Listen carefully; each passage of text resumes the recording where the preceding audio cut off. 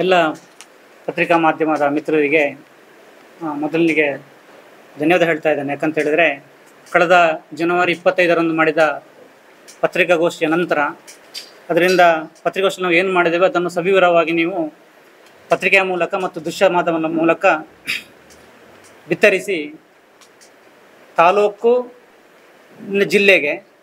ಜಿಲ್ಲೆಯಿಂದ ರಾಜ್ಯಕ್ಕೆ ಪಸರಿಸಿದೆ. ಅದು ಅಂದರೆ ಅಲ್ಲಿ ಏನಾಗಿದೆ, ಯಾವ ಥರ ಅವ್ಯವಹಾರ ಆಗಿದೆ, ತನಿಖೆ ಯಾವ ಥರ ಆಗಿದೆ ಅಂದರೆ ತನಿಖಾ ವರದಿದು ಯಾರಿಗೂ ಗೊತ್ತಿರಲಿಲ್ಲ. ಅಂಥ ವಿಷಯವನ್ನು ಅವತ್ತು ಪತ್ರಿಕಾಗೋಷ್ಠಿ ಮಾಡಬೇಕಾದ್ರೆ ಅದನ್ನು ತಾವು ತಮ್ಮ ಮಾಧ್ಯಮದ ಮೂಲಕ, ಅದು ಪತ್ರಿಕೆ ಇರ್ಬೋದು ಅಥವಾ ದೃಶ್ಯ ಮಾಧ್ಯಮದ ಮೂಲಕ ಅದನ್ನು ಬಿತ್ತರಿಸಿದ್ದೀರಿ. ನಮ್ಮ ತಾಲೂಕಿನ ಎಲ್ಲ ಪತ್ರಿಕಾ ಮಾಧ್ಯಮದವರಿಗೆ ಮತ್ತು ದೃಶ್ಯ ಮಾಧ್ಯಮದವರಿಗೆ ಮತ್ತೊಮ್ಮೆ ನಾನು ಕೃತಜ್ಞತಾಪೂರ್ವಕವಾಗಿ ಧನ್ಯವಾದ ಹೇಳ್ತಾ ಇದ್ದೇನೆ. ಅದೇ ಥರ ಅದನ್ನೊಂದು ನಮ್ಮ ಬೆಳ್ತಂಗಡಿ ತಾಲೂಕಿನ ಸುದ್ದಿ ಬಿಡುಗಡೆಯವರು ಅದನ್ನು ಒಂದು ಚಾಲೆಂಜ್ ಥರ ತಗೊಂಡಿದ್ದಾರೆ. ಯಾಕಂತ ಹೇಳಿದ್ರೆ ಅಷ್ಟು ದೊಡ್ಡ ಗಂಟೆ ಹಗರಣವನ್ನು ಯಾವ ಥರ ತನಿಖೆಯಾಗಿದೆ, ಅದರಲ್ಲಿ ಸತ್ಯಾರ್ಥತೆ ಏನಿದೆ, ಎರಡು ಕಡೆಯಿಂದ ನಾವು ಆರೋಪ ಮಾಡುವವರು ಮತ್ತು ನಾವು ಅದನ್ನು ಆ ಸಮಯದಲ್ಲಿದ್ದಂಥ ಸಮಿತಿ ಇಬ್ಬರ ಕಡೆಯಿಂದ ಅದನ್ನು ತಗೊಂಡು ಜನರಿಗೆ ಅದನ್ನು ತಿಳಿಸಿದ್ದಾರೆ. ಅಂದರೆ ಸತ್ಯ ಒಂದೇ ಕಡೆ ಇರೋದಿಲ್ಲ, ಅದನ್ನು ಎರಡು ಕಡೆಯನ್ನು ಮಾಡಬೇಕಾದ್ರೆ ನಮ್ಮ ನಿಲುವೇನಿರುತ್ತೆ, ಅವರ ನಿಲುವೇನಿರುತ್ತೆ, ಅದು ಎರಡು ವ್ಯತ್ಯಾಸವಾದ ಮಾತ್ರ ಅಲ್ಲಿ ಏನಾದರೂ ಸಮಸ್ಯೆ ಇದೆ ಅಂತ ಹೇಳ್ತೇನೆ. ಅದರ ಮುಂದಿನ ಭಾಗ ನಾನು ಇವತ್ತು ಹೇಳ್ತಾ ಇದ್ದೇನೆ. ಕೊಕ್ಕಡ ಮತ್ತು ಸೌತಡ್ಕ ದೇವಾಲಯಗಳಲ್ಲಿ ಇತ್ತೀಚೆಗೆ ರಚಿಸಿರುವ ಸೌತಡ್ಕ ಸಂರಕ್ಷಣಾ ವೇದಿಕೆ ಸಮಿತಿಯ ಅಧ್ಯಕ್ಷರಾದ ಸುಬ್ರಹ್ಮಣ್ಯ ಶಬ್ರಾಯ ಎಂಬುವರು ಈ ಹಿಂದೆ ಮಾಡಿರುವ ಹಿಂದೂ ಧಾರ್ಮಿಕ ಇಲಾಖೆಯ ದೇವಾಲಯಗಳಲ್ಲಿ ಕಾನೂನು ಬಾಹಿರವಾಗಿ ಮತ್ತು ಭಕ್ತಾದಿಗಳ ನಂಬಿಕೆಗೆ ವಿರುದ್ಧವಾಗಿ ನಡೆಸಿರುವ ಅವ್ಯವಹಾರ ದಾಖಲೆ ಸಮೇತ ಪತ್ರಿಕಾಗೋಷ್ಠಿಯನ್ನು ಈ ಹಿಂದೆ ದಿನಾಂಕ 25/1/2025 ನಡೆಸಿ ಮಾಧ್ಯಮದ ಮುಂದೆ ಎಲ್ಲ ದಾಖಲೆಗಳನ್ನು ಬಿಚ್ಚಿಟ್ಟಿದ್ದೆವು.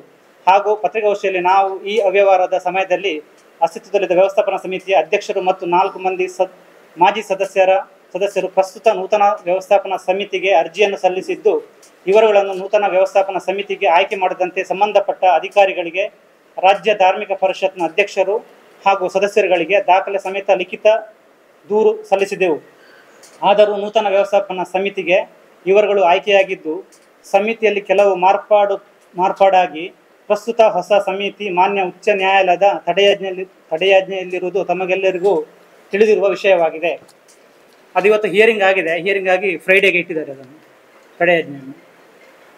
ಇದರೊಂದಿಗೆ ಮಾನ್ಯ ಆಯುಕ್ತರ ಆದೇಶ ಸಂಖ್ಯೆ HRICE ADMO ADM 1831/2025 1674-250 ದಿನಾಂಕ 6/2/2025ರಂತೆ ಮಾನ್ಯ ಜಿಲ್ಲಾಧಿಕಾರಿಯವರು ಆದೇಶ ಸಂಖ್ಯೆ DVS MSCCR 34/2025 720-111 F6 ದಿನಾಂಕ 20/2/25ರಂತೆ ನಾವು ಸಲ್ಲಿಸಿರುವ ದೂರಿಗೆ ಸ್ಪಂದಿಸಿ ಸಹಾಯಕ ಆಯುಕ್ತರಿಗೆ ದೇವಾಲಯದ ಹರಕೆ ಗಂಟೆ ಹಗರಣ ಮತ್ತು ಹುಂಡಿ ಹಣದ ಅವ್ಯವಹಾರದ ಕುರಿತು ಸೂಕ್ತ ತನಿಖೆ ನಡೆಸಿ ವಿವರವಾದ ವರದಿ ಸಲ್ಲಿಸುವಂತೆ ಮಾನ್ಯ ಜಿಲ್ಲಾಧಿಕಾರಿಯವರು ಆದೇಶಿಸಿರುತ್ತಾರೆ. ಅದರ ತನಿಖಾ ಇದು ಏನು ಆಯುಕ್ತರು ಮಾಡಿದಂಥ, ಜಿಲ್ಲಾಧಿಕಾರಿಗಳು ಮಾಡಿದಂಥ ಆದೇಶ ಪ್ರತಿ ಮತ್ತು ಮಾನ್ಯ ಜಿಲ್ಲಾಧಿಕಾರಿಯವರು ಧಾರ್ಮಿಕ ದತ್ತಿ ಆಯುಕ್ತರಿಗೆ ಮಾಡಿದಂಥ ಪ್ರತಿಯನ್ನು ನಾವು ಕೊಟ್ಟಿರುತ್ತೇವೆ. ಇದಿದೆ, ಎರಡೂ ಇದೆ. ಈ ಸಂದರ್ಭದಲ್ಲಿ ಕಳೆದ 5 ವರ್ಷದ ಹಿಂದೆ ಅಂದರೆ 2017ರಿಂದ 20ರ ಸಮಿತಿ 2019ರಿಂದ 20ರ ಸಮಯದಲ್ಲಿ ನಡೆದ ಗಂಟೆ ಹರಾಜು ಅವ್ಯವಹಾರದ ಬಗ್ಗೆ ದೇವಾಲಯದಲ್ಲಿ ದಾಖಲೆಯಾಗಿರುವ ಗಂಟೆ ದಾಸ್ತಾನು ಇನ್ವೆಂಟರಿ ಪುಸ್ತಕದಲ್ಲಿ ಕಾರ್ಯನಿರ್ವಹಣಾಧಿಕಾರಿಯೊಂದಿಗೆ ಅಧ್ಯಕ್ಷರ ಸಹಿ ಇರುವುದರಿಂದ ತನಿಖಾ ವರದಿಯಲ್ಲಿ ದಾಖಲಿಸಿದಂತೆ ದಿನಾಂಕ 5/3/2020ಕ್ಕೆ 10,523 kg ಗಂಟೆ ದಾಸ್ತಾನು ಉಳಿಕೆ ದಾಖಲಿಸಿದ್ದು, ದಿನಾಂಕ 16/4/2020ರಂದು ಸಹಾಯಕ ಆಯುಕ್ತರು ದೇವಸ್ಥಳಕ್ಕೆ ಭೇಟಿ ನೀಡಿ ತನಿಖೆ ನಡೆಸಿದ ಸಂದರ್ಭದಲ್ಲಿ ಉಗ್ರಾಣದಲ್ಲಿ ಅಧ್ಯಕ್ಷರ ಸಹಿಯೊಂದಿಗೆ ಇರುವ ಇನ್ವೆಂಟರಿ ರಿಜಿಸ್ಟರ್ನಲ್ಲಿ ನಮೂದಿಸಿದಂತೆ 10,523 kg ಗಂಟೆಗಳು ಇಲ್ಲದಿರುವುದು ಗಮನಿಸಲಾಯಿತು ಎಂದು ತನಿಖಾ ವರದಿಯಲ್ಲಿ ಕ್ರಮಾಂಕ 25ರಲ್ಲಿ ದಾಖಲಿಸಿರುತ್ತಾರೆ. ಅದರಲ್ಲಿ ಒಂದರಲ್ಲಿ ರಿಜಿಸ್ಟರ್ ಇದೆ ಅಲ್ಲ, ಹಿಂದೆ ಲಾಸ್ಟ್ ಪೇಜ್ ಇದೆ ಅಲ್ವಾ, ಲಾಸ್ಟ್ ಪೇಜ್ ನೋಡಿದ್ರಲ್ಲಿ ಅದು ಒಂದು ಅವರು ಹೇಳಿದಾರಲ್ಲ ಮೊನ್ನೆ, ಏನಂತ ಹೇಳಿದ್ರೆ 3,625 kg ನಾವು ಪ್ರಭಾವಳಿಗೆ ಕೊಟ್ಟಿದ್ದೇವೆ, ಅದಾದಮೇಲೆ 10,000 kg ಉಳಿದಿದೆ ಅಂತೇಳಿ ಅಧ್ಯಕ್ಷರ ಸಹಿ ಇದೆ ಅದರಲ್ಲಿ. ತನಿಖಾ ವರದಿ ಮತ್ತು ಇದು EO ಮತ್ತು ಅಧ್ಯಕ್ಷ ವ್ಯವಸ್ಥಾಪನಾ ಸಮಿತಿ ಅಧ್ಯಕ್ಷರದ್ದು ಸಹಿ ಇದೆ ಅದರಲ್ಲಿ. ಅದು ತನಿಖಾ ವರದಿಯಲ್ಲಿದೆ. ಬಟ್ ಅದು ತನಿಖೆಯಲ್ಲಿ ಎಲ್ಲಿನೂ ಅದನ್ನು ಮೆನ್ಷನ್ ಮಾಡಿಲ್ಲ. ಯಾಕಂತ ಹೇಳಿದ್ರೆ ಅಧ್ಯಕ್ಷರು ಆ ದಿವಸ 5/3/2020ರಂದು 10,523 kg ಸ್ಟಾಕ್ ಇದೆ ಅಂತ ಹೇಳಿದ್ದಾರೆ ಅವರು. ಆದರೆ ತನಿಖೆಯಲ್ಲಿ ಎಲ್ಲಿನೂ ಆ 10,000 kg ಇಲ್ಲ ಅಂತ ಹೇಳಿದ್ದಾರೆ ಹೊರತು ಅದರಲ್ಲಿ ಅಧ್ಯಕ್ಷರನ್ನು ಅವರು ಕೇಳಬೇಕಿತ್ತು ಏನಾಗಿದೆ ಅಂತೇಳಿ. ತನಿಖಾ ವರದಿಯಲ್ಲಿ ಕ್ರಮ ಸಂಖ್ಯೆ 21ರಂತೆ ತನಿಖೆಯಲ್ಲಿ ಅವಧಿ ಪೂರ್ಣಗೊಂಡ ಆಡಳಿತ ಮಂಡಳಿಯ 8 ಸದಸ್ಯರುಗಳು ಲಿಖಿತ ಹೇಳಿಕೆಯಲ್ಲಿ ದಿನಾಂಕ 3/3/2020 ಹುಂಡಿ ಎಣಿಕೆ ಮಾಡುವ ಸಮಯದಲ್ಲಿ ಕಾರ್ಯನಿರ್ವಹಣಾಧಿಕಾರಿಯು ದಾಸ್ತಾನು ಗಂಟೆಗಳನ್ನು ಈ ಟೆಂಡರಿನಂತೆ ಮಾರಾಟ ಮಾಡಿದ ಬಗ್ಗೆ ನಮಗೆ ತಿಳಿಸಿದ್ದಾರೆ ಎಂಬ ಹೇಳಿಕೆಗೆ ಅಂದು ನಡೆದ ಹುಂಡಿ ಎಣಿಕೆಯ ರಿಜಿಸ್ಟರ್ ಪುಸ್ತಕದಲ್ಲಿ ಈ 8 ಮಂದಿಯಲ್ಲಿ ಅಧ್ಯಕ್ಷರು ಮಾತ್ರ ಹುಂಡಿ ಎಣಿಕೆಯೆಂದು ಹಾಜರಿದ್ದ ಬಗ್ಗೆ ದಾಖಲೆ ಇರುವುದು ಇವರುಗಳು ಲಿಖಿತ ಸಹಿ ಇಲ್ಲದ ಹೇಳಿಕೆಯ ಮೇಲೆ 108 ಅನುಮಾನಗಳು ಎಡೆಮಾಡಿಕೊಟ್ಟಿದೆ. ಅವರು ಹೇಳಿದ್ದಾರೆ ಅವರ ಸ್ಟೇಟ್ಮೆಂಟಲ್ಲಿ, ನಾವು 3/3/2020 ಹುಂಡಿ ಎಣಿಕೆ ಮಾಡಲಿಕ್ಕೆ ಹೋಗುವಾಗ ನಮಗೆ ಕಾರ್ಯನಿರ್ವಹಣಾಧಿಕಾರಿ ಅವರು ಹೇಳಿದ್ದಾರೆ ಏನಂತ ಹೇಳಿದ್ರೆ ಗಂಟೆ ಹರಾಜಾಗಿದೆ ಅಂತ. ಆದರೆ 3/3/20 ಹುಂಡಿ ಎಣಿಕೆ ಮಾಡುವ ಹೊತ್ತು ಅವರ ಸಹಿ ಇಲ್ಲ, ಇದರಲ್ಲಿ ಅಧ್ಯಕ್ಷರ ಸಹಿ ಮಾತ್ರ ಇರುವುದು, ಬೇರೆ 7 ಜನರ ಸಹಿ ಎಲ್ಲಿನೂ ಇಲ್ಲ ಇದರಲ್ಲಿ. ಅವರ ಸಹಿ ಹೇಗಿದೆ ಅಂತೇಳಿ ಅವರು ವ್ಯವಸ್ಥಾಪನಾ ಸಮಿತಿ ಚಾರ್ಜ್ ಕೊಡುವಾಗ ಅವ್ರದ್ದು ಸಹಿ ಇದೆ, ಅದನ್ನು ಮಾತ್ರ ಇಟ್ಟಿದ್ದೇನೆ ಅದರಲ್ಲಿ. ಯಾಕಂತ ಹೇಳಿದ್ರೆ ಇಲ್ಲಿ ಸಹಿ ಇರಬೇಕು, ಅವ್ರದ್ದು ಸಹಿ ಇಲ್ಲದೆ ಅವ್ರು ಹೇಳಿಕೆ ಕೊಟ್ಟರು ನಾವು 3ನೇ ತಾರೀಕಿಗೆ ಬಂದಿದ್ದೇವೆ ಅಂತೇಳಿ. ಅಂದರೆ ಇದರಲ್ಲಿ ಏನೋ ವ್ಯವಸ್ಥೆ ಆಗಿದೆ ಅಂತ ಅನುಮಾನ ಬರ್ತದೆ ಅವರ ಸ್ಟೇಟ್ಮೆಂಟಲ್ಲಿ. ಆಮೇಲೆ ಇನ್ನೊಂದು ಸ್ಟೇಟ್ಮೆಂಟಲ್ಲಿ ಅವ್ರದ್ದು ಸಹಿ ಯಾರ್ದು ಇಲ್ಲ ಅದರಲ್ಲಿ. 9 ಜನರಲ್ಲಿ ಅರ್ಚಕರು ಅವರು ಸಿಬ್ಬಂದಿಗಳು ಬಿಡಿ, 8 ಜನ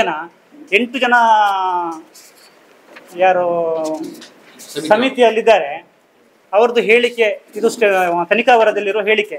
ಅಂದರೆ ಒಂದು ಪುಟ ಇರುವ ಹೇಳಿಕೆಯನ್ನು ಜೆರಾಕ್ಸ್ ಬ್ಯಾಕ್ ಸೈಡ್ ಮಾಡಿದ್ದಾರೆ.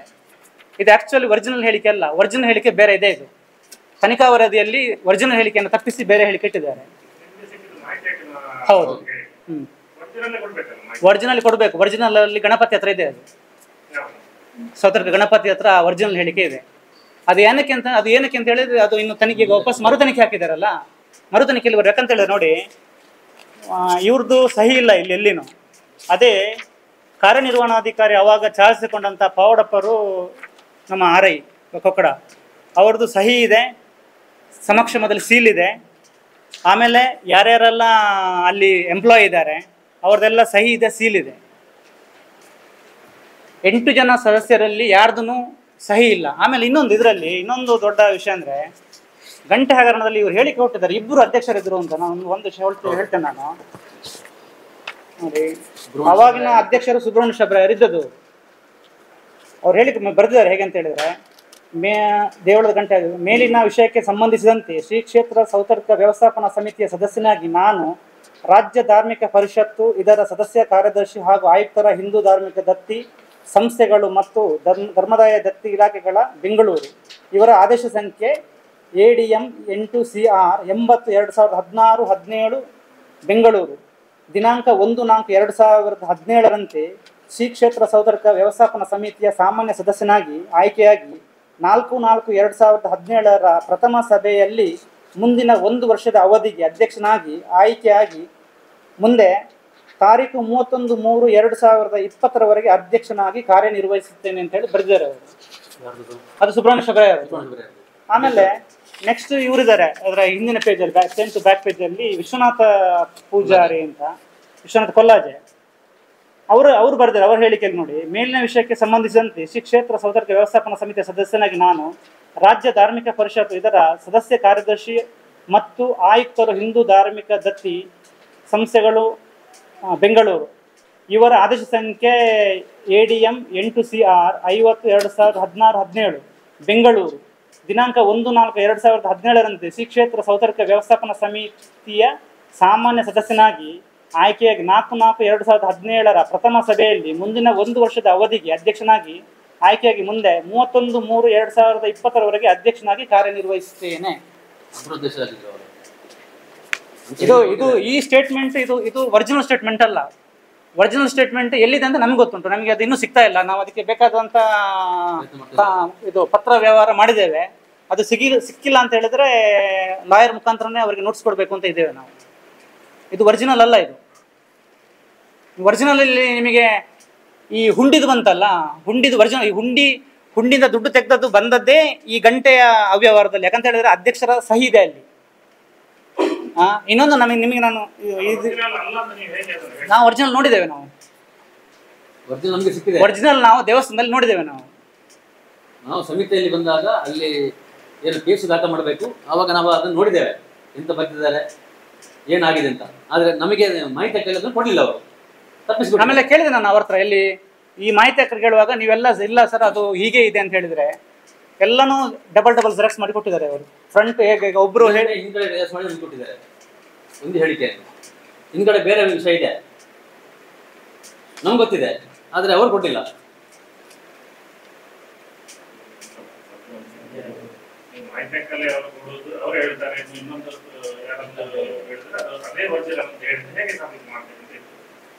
ಯಾರು ಅಲ್ಲ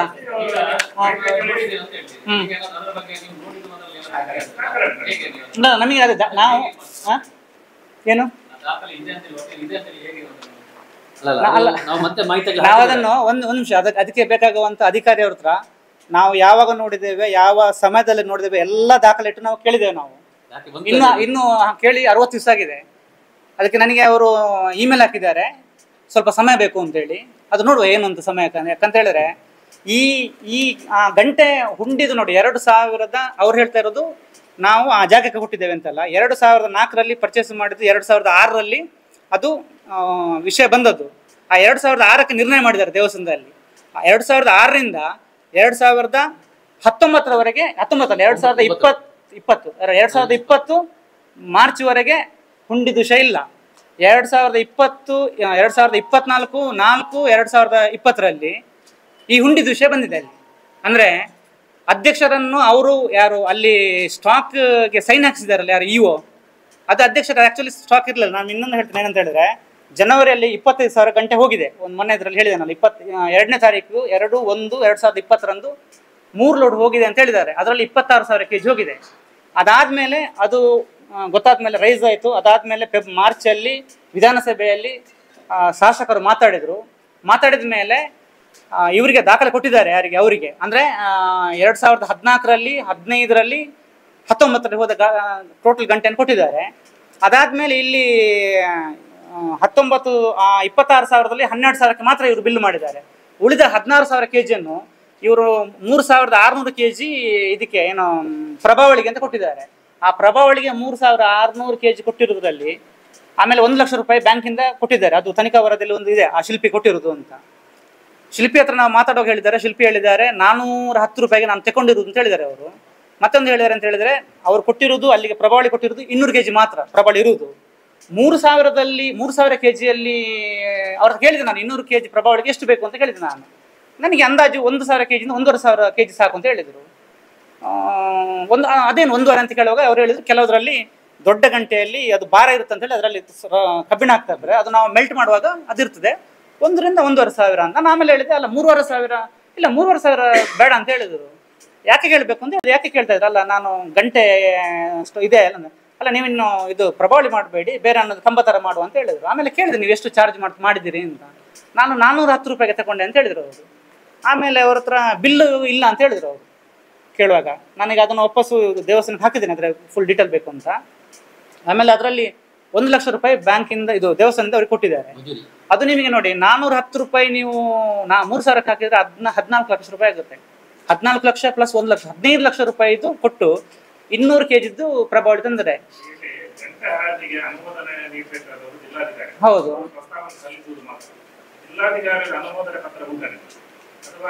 ಎಷ್ಟು ಕೆಜಿ ದಾಖಲೆ ಇಲ್ಲದ ದಾಖಲೆ ಪತ್ರವನ್ನು ಬರೀ ಅಧ್ಯಕ್ಷರು ಮಾತ್ರ ವಹಿಸಿಕೊಳ್ಳುವುದಲ್ಲ, ಅಲ್ಲಿನ ಮುಖ್ಯ ಕಾರ್ಯನಿರ್ವಹಣಾಧಿಕಾರಿ ಅಥವಾ ಅದಕ್ಕೆ ಸಂಬಂಧಿಸಿದ ಅಧಿಕಾರಿ ಒಬ್ಬ ಜವಾಬ್ದಾರಿ ಇರ್ತಾರೆ. ಅಧಿಕಾರಿ ಅಲ್ಲ ನಾನು ಒಂದು ವಿಷಯ ಹೇಳ್ತೇನೆ. ನನಗೇನು ಹೇಳ್ತಾರ ಇವರು ಇದರಲ್ಲಿ ಈ ತನಿಖಾ ವರದಿಯಲ್ಲಿ ಕಾರ್ಯನಿರ್ವಹಣಾಧಿಕಾರಿ ಮತ್ತು ಸಿಬ್ಬಂದಿಗಳು ಅಂತ ಹಾಕಿದ್ದಾರೆ ಅವರನ್ನು, ಈ ಸಿಬ್ಬಂದಿಗಳನ್ನು ಅಂತ.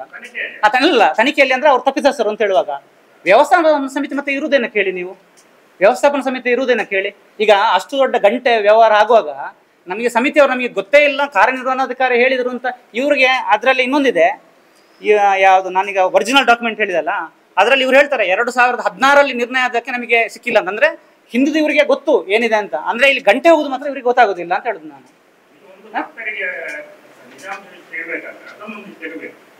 ಗಂಟೆ ಹರಾಜಿಗೆ ಅನುಮೋದನೆ ನೀಡಿದಂತಹ ವಿವರ ಜಿಲ್ಲಾಧಿಕಾರಿಗಳಿಂದ ಪಡೆಯಬೇಕು. ಮತ್ತು ಇಲ್ಲಿ ಒಟ್ಟು ದಾಸ್ತಾನಿರುವ ಗಂಟೆ ವಿವರ ಅದು ಇದ್ರೆ ಮಾತ್ರ ಭಕ್ತರಿಗೆ ಅದನ್ನು ಸತ್ಯ ಅಲ್ಲಲ್ಲ, ಈಗ ಅದರಲ್ಲಿ ಈಗ ಇವರಿರೋ ಟೈಮಲ್ಲಿ ಇದ್ದದ್ದು ಇದೆ ಅಲ್ವ ಅದರಲ್ಲಿ ಕರೆಕ್ಟ್ ಆಗಿದೆ ಅಲ್ಲ, ಅಷ್ಟು ನೋಡಿ ಅದರಲ್ಲಿ ಅದನ್ನ ಅಡ್ಜಸ್ಟ್ ಮಾಡಿ ಇಟ್ಟಿದ್ದಾರೆ ಅಲ್ಲಿ 10,000 kg ಇಲ್ಲ ಅಂತ ಅವ್ರು ಬರ್ದಿದ್ದಾರೆ, ಅಲ್ಲ ಸ್ಟಾಕ್ ಇದೆ ಅಂತ ಹೇಳಿ. ಇದೇನು ಅದಾಯ್ತಲ್ಲ. ಆಮೇಲೆ 3ನೇ ತಾರೀಕಿಗೆ ಗಂಟೆ ಹೋಗಿದ್ದು, ಇದಾದ್ಮೇಲೆ 10,000 kg ಅದು ಅಲ್ಲಿ ಇಲ್ಲದೆ ಅವರು ಸ್ಟಾಕ್ ಅಲ್ಲಿ ಬರ್ದಿದ್ದಾರೆ ಅಂತ ಒಂದು ಹೇಳೋದಕ್ಕೆ ನಾನು ಹೇಳ್ತೇನೆ. 24/3/2020 ಲಾಕ್ಡೌನ್ ಆಯ್ತಲ್ವಾ. ಲಾಕ್ಡೌನ್ ಆಗುವಾಗ ಅದೇನಂತ ಹೇಳಿದ್ರೆ ನನ್ನ ಪ್ರಕಾರ, ನಾನು ನೋಡಿದ ಪ್ರಕಾರ 10,000 kg ಗಂಟೆ ಇಲ್ಲ ಅಲ್ಲಿ. ಇವರು ಸ್ಟಾಕ್ ಅಲ್ಲಿ ಅದನ್ನು ಅಡ್ಜಸ್ಟ್ ಮಾಡಿ 10,000 ಸ್ಟಾಕ್ ಇದೆ ಅಂತ ಹೇಳಿದ್ದಾರೆ. ತನಿಖೆ ಅಧಿಕಾರಿ ಅವರು ಬರುವ ಮೊದಲು ಈ ಹೊರಗಡೆ ಇದ್ದ 10,000 kg ಅನ್ನು ಅದಕ್ಕೆ ಮಾಡಿದ್ರೆ ನಿಮಗೆ ಬ್ಯಾಲೆನ್ಸ್ ಆಗುತ್ತೆ. ಆದ್ರೆ ಏನು 24ಕ್ಕೆ ಲಾಕ್ಡೌನ್ ಆದ ಕಾರಣ ಗಂಟೆ ಬಂದಿಲ್ಲ ಅಲ್ಲಿಗೆ, ದೇವಸ್ಥಾನಕ್ಕೆ ಅಲ್ಲ ಬರ್ಲಿಲ್ಲ. ಅದಾದ್ಮೇಲೆ 24ಕ್ಕೆ ಲಾಕ್ಡೌನ್ ಆಯ್ತು. 12ಕ್ಕೆ 14ಕ್ಕೆ ಇವರು ಡೆತ್ ಆದ ಮರುದಿವಸ ಇವರು ಚಾರ್ಜ್ ತಗೊಂಡಿದ್ದಾರೆ. 24ಕ್ಕೆ AC ಬಂದು ನೋಡುವಾಗ ಗಂಟೆ ದೇವಸ್ಥಾನದ ಉಗ್ರಾಣದಲ್ಲಿ ನೋಡುವಾಗ ಗಂಟೆ ಇಲ್ಲ. ಅದು ತನಿಖೆಯಲ್ಲಿ ಬರೆದಿದ್ದಾರೆ ಗಂಟೆ ಇಲ್ಲ ಅಂತ. ಒಂದ್ ಕಡೆ 2,000 kg ಗಂಟೆ ದೇವಸ್ಥಾನದಲ್ಲಿ ಇದೆ ಅಂತ ಹಾಕಿದ್ದಾರೆ, ಯಾಕಂದ್ರೆ ಅದು ಭಕ್ತರು ಕೊಡುವುದು. 10,000 ಸ್ಟಾಕ್ ಏನಿದೆ ಅದಿಲ್ಲ. ಆ ಹೆದರಿಕೆಯಿಂದ ದೇವಸ್ಥಾನದಲ್ಲಿದ್ದ ಮುಖ್ಯ ಗುಮಾಸ್ತರು 2ನೇ ತಾರೀಕು ಹೋದಂತಹ ವೇ ಬಿಲ್ ಅನ್ನು ಅವ್ರು ಕೊಡ್ತಾರೆ. ಸರ್, ಇದು 2ನೇ ತಾರೀಕು ಹೋಗಿದೆ ಅಂತ ಹೇಳಿ. 10,000 kg ಅಲ್ಲಿ ಗಂಟೆ ಇಡ್ತಾ ಇದ್ರೆ ಈ ವೇ ಬಿಲ್ ಅನ್ನು ಕೊಡ್ತಾ ಇರ್ಲಿಲ್ಲ ಅವರು. ಈಗ ತನಿಖಾ ವರದಿಯಲ್ಲಿ 2 ಇದೆ. 26,000 kg ವೇ ಬಿಲ್ ಇದೆ, 10,000 kg ಬರ್ದಿದ್ದಾರೆ, ಗಂಟೆ ಇಲ್ಲ ಅಂತ. ಅಂದ್ರೆ ಲಾಕ್ಡೌನ್ ಆದ ಕಾರಣ ಈ ಕೇಸು ಹೊರಗಡೆ ಬಂತು. ಇಲ್ಲ ಅಂತ ಹೇಳಿದ್ರೆ ಲಾಕ್ಡೌನ್ ಆಗದಿದ್ರೆ ನಿಮಗೆ ಒಂದು 15 ದಿವಸ ಆಗುವಾಗ 10,000 kg ಅವರು ಪೂರ್ತಿ ಮಾಡ್ತಾ ಇದ್ರು. ಇಲ್ಲಿ ತನಿಖಾಧಿಕಾರಿ ಬರ್ಬೇಕಾದ್ರೆ ಗಂಟೆ ಇದೆ, ಸರಿ ಇದೆ ಅಂತ ಹೇಳಿದ್ರೆ ಆಯ್ತಲ್ಲ, ಆ ವ್ಯವಸ್ಥೆ ಮಾಡಿಟ್ಟಿದ್ದಾರೆ ಅದರಲ್ಲಿ. ಸ್ಟಾಕ್ ಅನ್ನು ಅಲ್ಲ ಅಲ್ಲಿ ಅದೇ ಗಂಟೆ ಬರುವಾಗ ಈಗ kg ತೂಕ ಹಾಕಿರ್ತಾರೆ, ಅದನ್ನು ಅವರು ರಿಜಿಸ್ಟರ್ ಮಾಡದೆ ಹಾಕಿದ್ರೆ ಆಯ್ತಲ್ವ. ಈಗ ನಾನು ಹೇಳ್ತಾ ಇರೋದು ಈ 10,000 kg ಅಲ್ಲಿ ಇದೆ ಅಂತ ಹೇಳಿ ಸ್ಟಾಕ್ ಅಲ್ಲಿ ಅವರು ಸೈನ್ ಹಾಕಿದ್ದಾರೆ, ಅಧ್ಯಕ್ಷರು ಸೈನ್ ಹಾಕಿದ್ದಾರೆ ಅಲ್ವಾ. ಅವರು ಇವರು ತನಿಖಾಧಿಕಾರಿ ಬರುವಾಗ ಡೆತ್ ಆಗಿತ್ತು. ಅಧ್ಯಕ್ಷರನ್ನು ಇದರಲ್ಲಿ ಕೇಳಬೇಕಿತ್ತಲ್ಲ, ನೀವು ಸೈನ್ ಹಾಕಿದಿರಿ, ನೀವು ಹಾಗಾದ್ರೆ ಗಂಟೆ ಎಲ್ಲಿ ಹೋಗಿದೆ ಅಂತ ಕೇಳಬೇಕಿತ್ತಲ್ವಾ. ಅಂದ್ರೆ ಯಾರು ಸಿಬ್ಬಂದಿಗಳೇ ಎತ್ಕೊಂಡು ಹೋದ್ರ? ಅದರಲ್ಲಿ ತನಿಖಾ ವರದಿಯಲ್ಲಿ ಕ್ಲಿಯರ್ ಹಾಕಿದ್ದಾರೆ, ಅಂದ್ರೆ ಅವಧಿ ಮುಗಿದ ವ್ಯವಸ್ಥಾಪನಾ ಸಮಿತಿ ಅಂತ ಹಾಕಿದ್ದಾರೆ. ಅಲ್ಲ, ತನಿಖೆಯಲ್ಲಿ ತಪ್ಪಾಗಿದೆ ಅಂತ ತನಿಖೆಯಲ್ಲಿ ತಪ್ಪಾಗುವಾಗೆ ಮಾಡಿದ್ದಾರೆ ಅದನ್ನು. ಅದರಲ್ಲಿ ಇನ್ನೊಂದು ಪಾಯಿಂಟ್ ಹೇಳ್ತಾರೆ, ಅದನ್ನು ನಾನು ಹೇಳ್ತೇನೆ ಹೇಗೆ ಅಂತ. ನಾನು ತನಿಖಾ ವರದಿಯ ಕ್ರಮಾಂಕ 18ರಂತೆ ದೇವಳದ ಸಿಬ್ಬಂದಿಗಳು, ನೌಕರರು ಇವರು ಅಂದಿನ ಅಧ್ಯಕ್ಷರ ತಮ್ಮನಾದ ರಾಘವೇಂದ್ರ ಶಬರಾಯ ಎಂಬುವರನ್ನು ಬಿಟ್ಟು ದಿನಾಂಕ 2/1/2020 ದೇವಳದಲ್ಲಿ ದಾಸ್ತಾನಿದ್ದ ಗಂಟೆಗಳನ್ನು ಅಬುಬಕರ್ ರಿಫೈನ್ ಟ್ರೇಡಿಂಗ್ ಕಂಪನಿ ಅವರದೇ ಕೂಲಿಗಳ ಆಳುಗಳನ್ನು ಕರೆತಂದು ಗಂಟಾಮಣಿಗಳನ್ನು ಸಾಗಿಸಿರುವುದು ಗಮನಿಸಿರುತ್ತೇವೆ ಎಂದು ಲಿಖಿತ ಹೇಳಿಕೆಯಲ್ಲಿ ತಿಳಿಸಿರುತ್ತಾರೆ ಎಂದು ತನಿಖಾ ವರದಿಯಲ್ಲಿ ದಾಖಲಿಸಿದ್ದು, ಇದರ ಪ್ರಕಾರ ದೇವಳದ ಸಿಬ್ಬಂದಿಗಳು ನೌಕರರ ಲಿಖಿತ ಹೇಳಿಕೆಯನ್ನು ಗಂಟಾಮಣಿಗಳು ದೇವಸ್ಥಾನದ ಹೋಗಿರುವ ಬಗ್ಗೆ ನಮಗೆ ತಿಳಿದಿರುತ್ತದೆ ಎಂಬ ಹೇಳಿಕೆಯನ್ನು ಗಮನಿಸಿದಾಗ ವರದಿಯ ಬಗ್ಗೆ ಅನುಮಾನ ವ್ಯಕ್ತವಾಗುತ್ತದೆ. ನೋಡಿ, ಅದರಲ್ಲಿ ಕರೆಕ್ಟಾಗಿ ಪಾಯಿಂಟ್ ಮಾಡಿ ಹೇಳಿದ್ದಾರೆ ಅವರು ಲಾಸ್ಟಿಗೆ. ಅಬುಬಕ್ಕರ್ ಅವರ ರಿಫೈನರಿ ಅವರೇ ಕೊಂಡೋಗುವುದನ್ನು ಒಂದು 5 ಜನ ನೋಡಿದ್ದಾರೆ ಅಂತ. 5 ಜನ ನೋಡಿದ್ದಾರೆ ಅಂತ ನಾನು ಹೇಳುದು. ಅದರಲ್ಲಿ ಇವರ ತಮ್ಮನನ್ನು ಬಿಟ್ಟಿದ್ದಾರೆ. ಯಾರು? ಈ ಅಧ್ಯಕ್ಷರು ಸುಬ್ರಹ್ಮಣ್ಯ ಶಬರಾಯ ಅವರ ತಮ್ಮ ಅಲ್ಲಿ ಎಂಪ್ಲಾಯ್ ಆಗಿದ್ದಾರೆ, ರಾಘವೇಂದ್ರ ಶಬರಾಯ ಅಂತ. ಅವರದೊಂದು ಹೇಳಿಕೆ ಇದೆ, ಅದನ್ನು ಓದ್ತೇನೆ ನಾನು.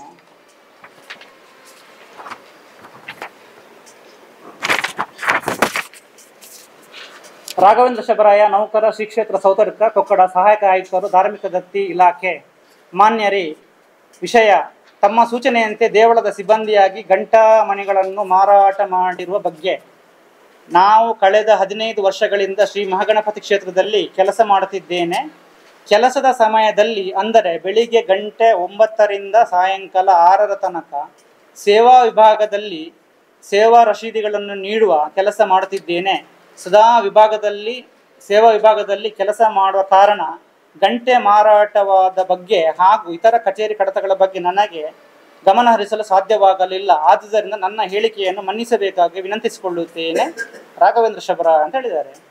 ಇಡೀ ಸಿಬ್ಬಂದಿಗಳ ಎಲ್ಲರ ಹೇಳಿಕೆಯಲ್ಲಿ ಈ ಟೈಮ್ ಇಲ್ಲ, ಇವರ ಹೇಳಿಕೆಯಲ್ಲಿ ಮಾತ್ರ ಟೈಮ್ ಇರೋದು. ಯಾಕಂತ ಹೇಳಿದ್ರೆ 2ನೇ ತಾರೀಕು ಕೊಂಡೋಗಿರೋದು 6 ಗಂಟೆ ನಂತರ ಅಂತ ಹೇಳಿದ್ದಾರೆ ಅವರು. ಸ್ವತಃ ಅರ್ಚಕರೇ ಅವ್ರು ಹೇಳಿದ್ದಾರೆ, ಅವ್ರು ಹೇಳಿದ್ದಾರೆ ನಾನು 6 ಗಂಟೆಗೆ ನೋಡಿದ್ದೇನೆ ಅಂತ. ಅದರಲ್ಲಿ ಇದೆ ಅಲ್ಲ, ಒಂದು ಬ್ಯಾಕ್ ಸೈಡ್ ಇದೆ ನೋಡಿ, ಅದ್ರ ಕೊಡಲಿಲ್ಲ. ಕೊಡ್ತೇನೆ. ಇದು ಅಂತ ನಿಮಗೆ ತನಿಖಾ ಒಂದು ತನಿಖಾ ವರದಿಯಲ್ಲಿ ನೋಡಿ, ತನಿಖಾ ವರದಿಯಲ್ಲಿ ಮೇಲೆ ಫಸ್ಟಿಗೆ ಉಲ್ಲೇಖಿಸಿದ್ದಾರೆ ಎಲ್ಲ. ಆಮೇಲೆ ಅರ್ಚಕರು ಸತ್ಯಪ್ರಿಯರವರು 6 ಗಂಟೆಯ ಮೇಲೆ ನಾನು ನೋಡಿದ್ದೇನೆ ಅಂತ ಹೇಳಿದ್ದಾರೆ. ಅದರ ಮೇಲೆ ಒಂದು 3-4 ಸಿಬ್ಬಂದಿಗಳು ನೋಡಿ, ಅದನ್ನು ಓದ್ತೇನೆ. ಕ್ರಮಾಂಕ 18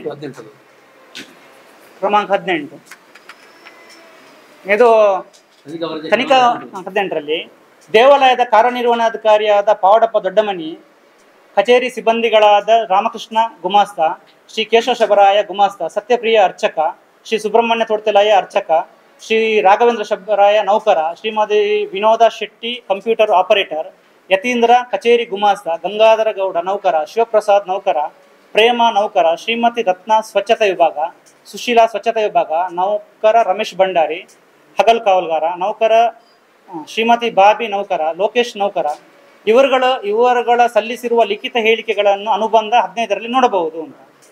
ಆಮೇಲೆ ನೋಡಬಹುದು ಅಂತ ಹೇಳಿ, ಶ್ರೀ ಸತ್ಯಪ್ರಿಯ ಅರ್ಚಕರು ಅವರು ಸಲ್ಲಿಸಿದ ಲಿಖಿತ ಹೇಳಿಕೆಯಲ್ಲಿ ಟೆಂಡರ್ ಮೂಲಕ ಗಂಟೆಗಳನ್ನು ಪಡೆದ ವ್ಯಾಪಾರಿಯು ದಿನಾಂಕ 2/1/2020 ಗಾಡಿಗೆ ತುಂಬಿಸಿಕೊಂಡು ಸಂಜೆ ಹೊತ್ತಿನಲ್ಲಿ 6 ಗಂಟೆ ನಂತರ ಹೋಗಿರುವುದು ಕಂಡಿರುತ್ತೇನೆ ಎಂದು ಲಿಖಿತ ಹೇಳಿಕೆಯಲ್ಲಿ ತಿಳಿಸಿರುತ್ತಾರೆ. ಅವ್ರು ಹೇಳಿದ್ದಾರೆ 6 ಗಂಟೆ, ಯಾಕಂದರೆ ಅವತ್ತು ಮೂಢಫ ಸೇವೆ ಇತ್ತಂತೆ, ಅವ್ರು ಹೇಳಿದ್ದಾರೆ 3 ಗಂಟೆ ನೋಡಿದ್ದಾರೆ.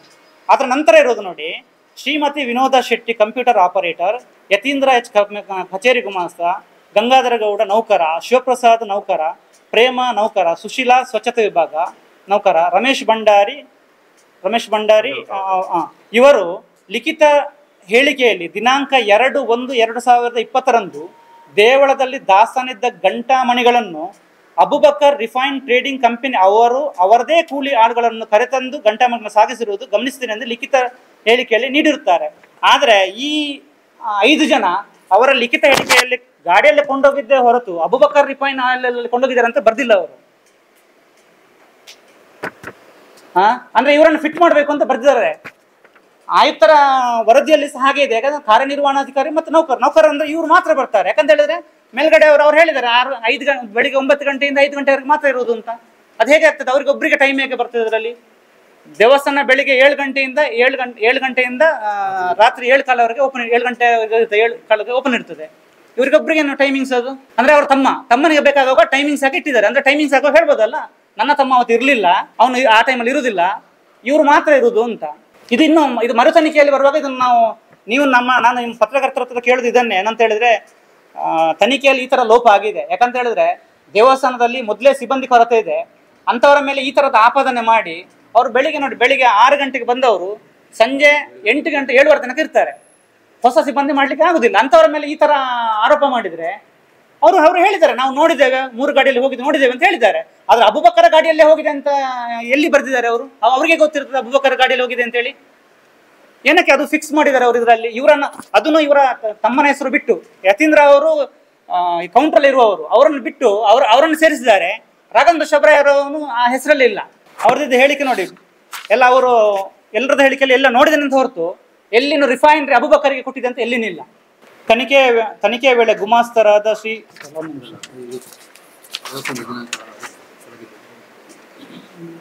ದೇವಳದಲ್ಲಿ ದಿನಾಂಕ 12/9/2017 ಸಭೆಯ ನಿರ್ಣಯ ಸಂಖ್ಯೆ 3 ಅಂದಿನ ವ್ಯವಸ್ಥಾಪನಾ ಸಮಿತಿಯವರ ಉಲ್ಲೇಖ ನಿರ್ಣಯದಂತೆ ಅನುಮತಿ ನೀಡಲಾದ ಸಿಸಿ ಕ್ಯಾಮೆರಾ ಅಳವಡಿಸಿ ನಿರ್ವಹಣೆಯೊಂದಿಗೆ ಚಾಲ್ತಿಯಲ್ಲಿದ್ದರೂ ತನಿಖಾ ವರದಿಯಲ್ಲಿ ಸಿಸಿ ಕ್ಯಾಮೆರಾದ ಉಲ್ಲೇಖವೇ ಇಲ್ಲದಿರುವುದು ಮತ್ತು ಸಿಸಿ ಕ್ಯಾಮೆರಾಗಳ ಅಡ್ಮಿನ್ ಯೂಸರ್ ನೇಮ್ ಹಾಗೂ ಪಾಸ್ವರ್ಡ್ DRD ಪೆಟ್ಟಿಗೆಗಳ ಕೀ ದೇವಸ್ಥಾನಕ್ಕೆ ನೀಡದೆ ನಿರ್ವಹಣೆ ಮಾಡುವವರೇ ನಿಯಂತ್ರಿಸುತ್ತಿರುವುದು ಎಂದು ಸಂಶಯವಾಗಿದೆ ಅಂತ.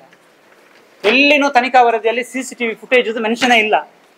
ಯಾಕಂತ ಹೇಳಿದ್ರೆ ಇವರ ಸಮಿತಿಯಲ್ಲಿ ಇರುವಾಗಲೇ CCTV ಬೇಕು ಅಂತ, ಅದನ್ನು ನಿರ್ವಹಣೆ ಮಾಡಬೇಕು ಅಂತ ಹೇಳಿ ತಿಂಗಳಿಗೆ 10,000 ಅಂದ್ರೆ ಕಂಪ್ಯೂಟರ್ ನಿರ್ವಹಣೆ ಅಂತ ಹೇಳಿ ಫಸ್ಟ್ ತಗೊಂಡ್ರು. ಆಮೇಲೆ CCTV ನಿರ್ವಹಣೆ ಅಂತ 5,000 ಹೇಳಿ 10,000 ತಿಂಗಳಿಗೆ ಕೊಡ್ತಾ ಇದ್ರು. ಅಂಥದ್ರಲ್ಲಿ ಈಗ 2ನೇ ತಾರೀಕಿಗೆ ಆದಂಥವು ಅಥವಾ ಫೆಬ್ರವರಿ ಅದಕ್ಕೆ 29 ದಿವಸ ಅಂತ ತೆಗೆದಿಡ್ಬೋಯ್ತಲ್ಲ.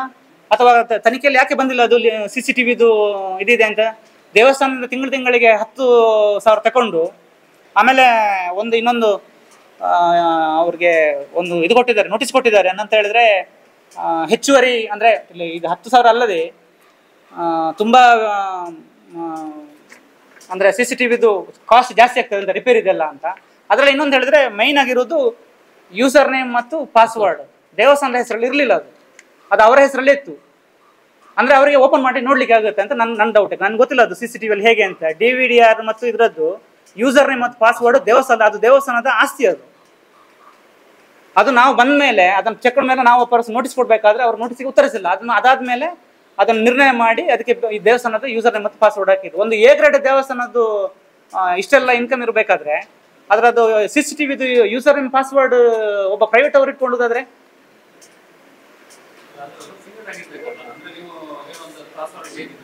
ಅಲ್ಲ, ದೇವಸ್ಥಾನದ ಕಾರ್ಯನಿರ್ವಹಣಾಧಿಕಾರಿ ಅಥವಾ ದೇವಸ್ಥಾನದ ಹೆಸರಲ್ಲೇ ಇರಬೇಕು. ಅದು ಪ್ರೈವೇಟ್ ಅವರು ಹೊರಗಡೆ ಅವರು ಯಾರಾದ್ರು ಥರ್ಡ್ ಪಾರ್ಟಿ ಅವರ ಹೆಸರಲ್ಲಿ ಇರಬಾರ್ದಲ್ಲ ಅದು. ಈಗ ದೇವಸ್ಥಾನ ಹೆಸರು ಉಂಟಲ್ಲ. ಆಮೇಲೆ CCTVದು ಆಕ್ಚುಲಿ ಇದರ ಪ್ರಕಾರ ನೋಡೋದಾದ್ರೆ ಗಂಟೆ ದಾಸ್ತಾನಲ್ಲಿ CCTV ಇರಲಿಲ್ಲ, ಹೊರಗಡೆ ಇದೆ. ಏನು ಲೋಡ್ ಮಾಡ್ತಾರೆ ಮತ್ತು ಗಾಡಿ ಹೋಗುತ್ತಲ್ಲ ಅಲ್ಲಿ ಇದೆ. ಅದರ ನಂತರದ ಅದು ರೆಕಾರ್ಡ್ ಮಾಡಿ ಇಟ್ಕೊಳ್ಬೇಕಿತ್ತಲ್ಲ. ಇಟ್ಟಿತ್ತು, CCTV ಇತ್ತು. ಅಲ್ಲ, ತನಿಖೆಯಲ್ಲಿ ಅದರ ಬಗ್ಗೆ ಮೆನ್ಷನ್ ಇಲ್ಲ. ಅದರ ಬಗ್ಗೆ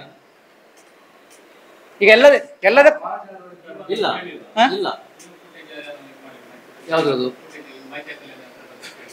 ಹೇಳಿದ್ದೇವೆ, ಇನ್ನು ಸಿಕ್ಕಿಲ್ಲ, ಇನ್ನು ಬಂದಿಲ್ಲ. ಅಲ್ಲ, ತನಿಖಾ ವರದಿಯಲ್ಲಿ ಇಲ್ಲ ಅಂದ್ಮೇಲೆ ಮತ್ತೆ ಎಲ್ಲಿ ಇರ್ತದೆ ಹೇಳಿ ನೀವು? ತನಿಖಾ ವರದಿಯಲ್ಲಿ CCTV ಇಲ್ಲ ಅಂತ ಹೇಳಿದ್ರೆ ಯಾವುದು ಇಲ್ಲ ಇದಕ್ಕೆ ಸಂಬಂಧಪಟ್ಟಂತ ಅಲ್ಲ, ಅವ್ರು ಮಾಡಿದಾರಲ್ಲ, ಯಾರು ಅಸಿಸ್ಟೆಂಟ್ ಕಮಿಷನರ್ ಇರೋದು ಧಾರ್ಮಿಕ ದತ್ತಿಯವರು ಪೂರ್ತಿ ಮಾಡಿದ ಮೇಲೆ ತನಿಖಾ ವರದಿ ಕೊಟ್ಟಿರೋದಲ್ಲ. ಅವರು ತನಿಖಾ ವರದಿಯಲ್ಲಿ ಕೊಟ್ಟಿದ್ದಾರೆ, ಅವ್ರಿಗೆ ಅದ್ರಲ್ಲಿ ಬರೆದಿದ್ದಾರೆ. ಅಂದ್ರೆ ಇಷ್ಟು ಒಂದು ಕಡೆ 26,000 kg ಹೋಗಿದೆ, ಇನ್ನೊಂದು 10,000 kg ಹೋಗಿದೆ. ಇದರ ಬಗ್ಗೆ ಇನ್ನೂ ಸವಿಸ್ತಾರವಾದ ತನಿಖೆ ಆಗ್ಬೇಕು ಅಂತ ಬರೆದಿದ್ದಾರೆ ಅದರಲ್ಲಿ. ಹಾ ಇಲ್ಲ ಅದು ಬಂದಿಲ್ಲ. ಅದು ಪೊಲೀಸಿಗೆ ಅದು ಆದ್ಮೇಲೆ ಹೋಗಿದ್ದು. ಇಲ್ಲಿ ಧಾರ್ಮಿಕ ದತ್ತಿಯವರು ತನಿಖೆ ನಡೆಸಿ ಅದನ್ನು ಆಯುಕ್ತರಿಗೆ ಕಳಿಸಿದ ಮೇಲೆ ಆಯುಕ್ತರಿಂದ ದೇವಸ್ಥಾನಕ್ಕೆ ಬಂದ ಮೇಲೆ ಅದಾಗುವಾಗ ನಿಮಗೆ ನೋಡಿ, ಗಂಟೆ ಹೋಗಿದ್ದು 1 ಜನವರಿ 2ನೇ ತಾರೀಕು, ಇನ್ನೊಂದು 3 ಡೇಟ್ ಇದೆ ಅದರಲ್ಲಿ, ಅದೆರಡು. ಇದು ಮಹಾಜರು ಮಾಡಿದ್ದು 24 ಮಹಾಜರು ಇದು ತನಿಖೆ ಮಾಡಿದ್ದು 24ಕ್ಕೆ. ಇದು ಲಾಕ್ಡೌನ್ ಇತ್ತಲ್ಲ ಆ ಸಮಯದಲ್ಲಿ. ಲಾಕ್ಡೌನ್ ಅಲ್ಲದ್ರೆ ಇದು ಗಂಟೆದ್ದು ಹೊರಗಡೆ ಬರ್ತಾ ಇರಲಿಲ್ಲ. ಯಾಕಂತಂದ್ರೆ ಸ್ಟಾಕ್ ಬಂದ್ರೆ ನಿಮಗೆ ಲೆವೆಲ್ ಆಗ್ತಾ ಇತ್ತು. ಅದಕ್ಕೋಸ್ಕರ ಅವ್ರು ಸೈನ್ ಮಾಡಿದ್ರು ಅಂತ ನನ್ನ ಡೌಟ್ ಬರ್ತಾ ಇದೆ. ಇಲ್ಲಾಂದ್ರೆ ನಿಮಗೆ ಅಲ್ಲಿ 10,000 ಈಗ 1,000 kg ಇದ್ರೆ ಆ ಕಡೆ ಏನೋ ಅದಾಗಲ್ಲ. ಯಾಕಂತ ಹೇಳಿದ್ರೆ 1,000 kg ಅಂದ್ರೆ ಗಂಟೆ ಹೆಂಗಿರುತ್ತೆ ಹೇಳಿ ನೀವು?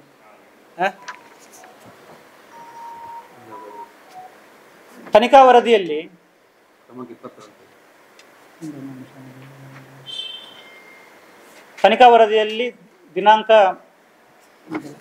ತನಿಖಾ ವರದಿ ಕ್ರಮಾಂಕ 20ರಂತೆ ವೇ ಬಿಲ್ಗಳನ್ನು ಪರಿಶೀಲಿಸಿದಾಗ ಬಿಡ್ಡುದಾರ 2/1/2020 ಗಂಟೆ ಮಣಿಗಳನ್ನು ಸಾಗಿಸಿದ 3 ವಾಹನಗಳಲ್ಲಿ ಒಟ್ಟು ತೂಕ 26,060 kg, ಬಿಡ್ಡುದಾರ ಪಾವತಿಸಿದ್ದು 12,000 kg, ಗಂಟೆ ಮಣಿಗೆ ಮಾತ್ರ ಆಗಿರುತ್ತದೆ. ಈ ಸಂಬಂಧದಲ್ಲಿ ವ್ಯತ್ಯಾಸವಾದ 16,060 kg ಗಂಟಾಮಣಿಗಳ ಬಗ್ಗೆ ತನಿಖೆಯಲ್ಲಿ ನಿರ್ದಿಷ್ಟವಾದ ದಾಖಲೆ ಸಾಕ್ಷ್ಯಗಳು ಮೇಲ್ನೋಟಕ್ಕೆ ಕಂಡುಬರುತ್ತಿಲ್ಲ ಎಂಬ ವರದಿಯೊಂದಿಗೆ ಇರುವುದು ದೇವಳದ ಒಟ್ಟು ಗಂಟಾಮಣಿಗಳ ತೂಕದ ದಾಖಲೆಯಲ್ಲಿ ಇಲ್ಲದೆ ಬಿಡ್ಡುದಾರ ಬಿಲ್ಲನ್ನು ನೀಡಿರುವುದು ತನಿಖೆಯಲ್ಲಿ ಸಂಶಯವಾಗಿದೆ ಅಂತ. ಅಂದ್ರೆ ಜನವರಿಯಲ್ಲಿ 26,000 kg ಹೋಗಿದೆ ಜನವರಿಯಲ್ಲಿ. ಆಮೇಲೆ ಮಾರ್ಚ್ 5ನೇ ತಾರೀಕಿಗೆ ಇವರು 10,000 kg ಇದೆ ಅಂತ ಸ್ಟಾಕ್ ಬರೆದಿದ್ದಾರೆ. ಅಂದ್ರೆ ಅವನು ಕೊಟ್ಟಿರೋದು 26,000ದಲ್ಲಿ 12,000ಕ್ಕೆ ಮಾತ್ರ ಬಿಲ್ ಕೊಟ್ಟಿದ್ದಾನೆ.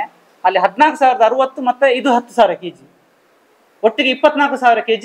ಅಂದ್ರೆ ಇಂದಿನ ಬೆಲೆ 1,40,00,000 ರೂಪಾಯಿ ಆಗುತ್ತೆ. ಇವತ್ತಿನ ಬೆಲೆ ನಾವು ಇವತ್ತಿನ ಬೆಲೆಗೆ ಮಾಡ್ಬೇಕಲ್ಲ ಅದನ್ನು. ಇವತ್ತಿನ ಬೆಲೆ 1,40,00,000 ರೂಪಾಯಿ ಆಗುತ್ತೆ.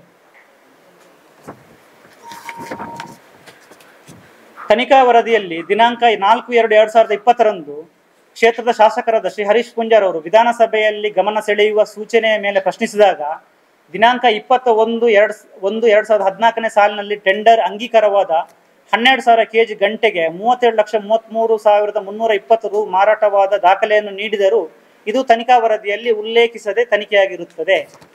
ವಿಧಾನಸಭೆಯಲ್ಲಿ ಚರ್ಚೆ ಮಾಡುವಾಗ ಮೂರು ಗಂಟೆ ವಿಲೇವಾರಿಯಾದ ದಿನಾಂಕ ಕೊಟ್ಟಿರ್ತಾರೆ ಅವರು. ಅದರಲ್ಲಿ ಇದು ನೋಡಿದೆ ಯಾವಾಗ 21/2014 ಇದು ಟೆಂಡರ್ ಅಂಗೀಕಾರವಾದ ಯಾವುದು ಗಂಟೆ ವಿಲೇವಾರಿ ಆಗಿದೆ ಇದು.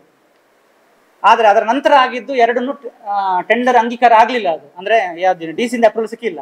ಬಟ್ ತನಿಖೆಯಲ್ಲಿ ಅಟ್ಲೀಸ್ಟ್ ಅದನ್ನು ಮೆನ್ಷನ್ ಮಾಡಬೇಕಿತ್ತು ಹೇಗೆ ಅವರು ಟೆಂಡರ್ ಮಾಡಿದ್ದಾರೆ ಅಂತ ಇದನ್ನು. ಯಾಕಂತ ಹೇಳಿದ್ರೆ ಅವರು ಆ ಟೈಮಲ್ಲಿ 3 ಕೊಟೇಶನ್ ಇದು ಬಿಡ್ಡು ಹಾಕಿ 3 ಆಗಿ ಎಲ್ಲ ಅಂಗೀಕಾರವಾದನ್ನು ಆಗಿದ್ದು. ನಾನು ಇದನ್ನು ಯಾಕೆ ಹೇಳ್ತಾ ಇದ್ದೇನೆ ಅಂತ ಹೇಳಿದ್ರೆ, ಈಗ ಸಮಿತಿಯವರಿಗೆ ಟೆಂಡರ್ ಆಗುವಾಗ ಈ ಹಿಂದೆ ಹೇಗೆ ಟೆಂಡರ್ ಮಾಡಿದ್ದಾರೆ ಅಂತ ನೋಡ್ಬೇಕಲ್ಲ ಅವರು.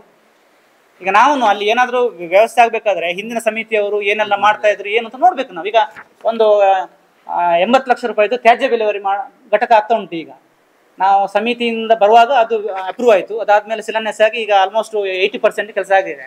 ನಾವು ಅದನ್ನು ಹಿಂದಿನ ಸಮಿತಿಯವರು ಹೇಗೆ ಮಾಡಿದ್ದಾರೆ ಅಂತ ನೋಡಿದೆವು. ಅವರು ನಿರ್ಣಯ ಮಾಡಿದರು. ಬಟ್ ಅದು ಇದರಲ್ಲಿ ನಮ್ಮ ಡಿ ಸಿ ಆಫೀಸಲ್ಲಿ ಅದು PWDಯಲ್ಲಿ ಫೇಲ್ಯೂರ್ ಆಯಿತು. ಅಂದರೆ ಕೆಲವು ಅದಕ್ಕೆ ವ್ಯವಸ್ಥೆ ಮಾಡೋರು ಇರಬೇಕು ಅಂತ ಅದನ್ನು ನಮ್ಮ ಅಧ್ಯಕ್ಷರು ಅದನ್ನು ಅದಕ್ಕೆ ಏನು ಬೇಕಾಗುವಂಥ ಯಾರು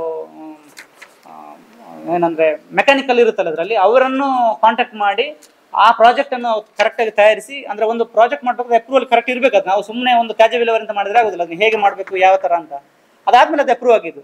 ಅದೇ ಥರ ಇವರು ಗಂಟೆ ವಿಲೇವಾರಿ ಮಾಡಬೇಕಾದ್ರೆ ಹಿಂದಿನ ಸಮಿತಿಯವರು ಅಲ್ಲಿ ಮಾಡಿದ್ದಾರೆ ಅಂತ ಹೇಳಿದ್ರೆ ನೋಡ್ಬೋಯ್ತಲ್ಲ ಹೇಗೆ ಮಾಡಿದ್ದಾರೆ ಅಂತ ಹೇಳಿದರೆ. ಇವರಿಗೆ ಹಿಂದಿನ ಸಮಿತಿಯವರು ಏನು ಇದು ಅಂಗಡಿ ಎಲ್ಲನ್ನು ಮತ್ತು ಹೂವಿನ ಎಲ್ಲಮ್ಮು ಎಲ್ಲ ದೇವಸ್ಥಾನಕ್ಕೆ ಬರುತ್ತೆ ಅಂತ ಹೇಳ್ತಾ ಇದ್ದಾರೆ ಅವರು. ಇದು ಮಾತ್ರ ಅವರು ಹೇಳಲ್ಲ, ಯಾವುದು ಗಂಟೆ ಎಲ್ಲಮ್ಮ ಆಗಿದೆ ಅಂತ ಹೇಳುವುದಿಲ್ಲ ಅವರು. ನಾನು ನಿಮಗೊಂದು ಇದರಲ್ಲಿ ಒಂದು ವಿಡಿಯೋ ತೋರಿಸ್ತಾ ಇದ್ದೇನೆ, ನೀವು ಅದನ್ನು ನೋಡಿರ್ಬೋದು.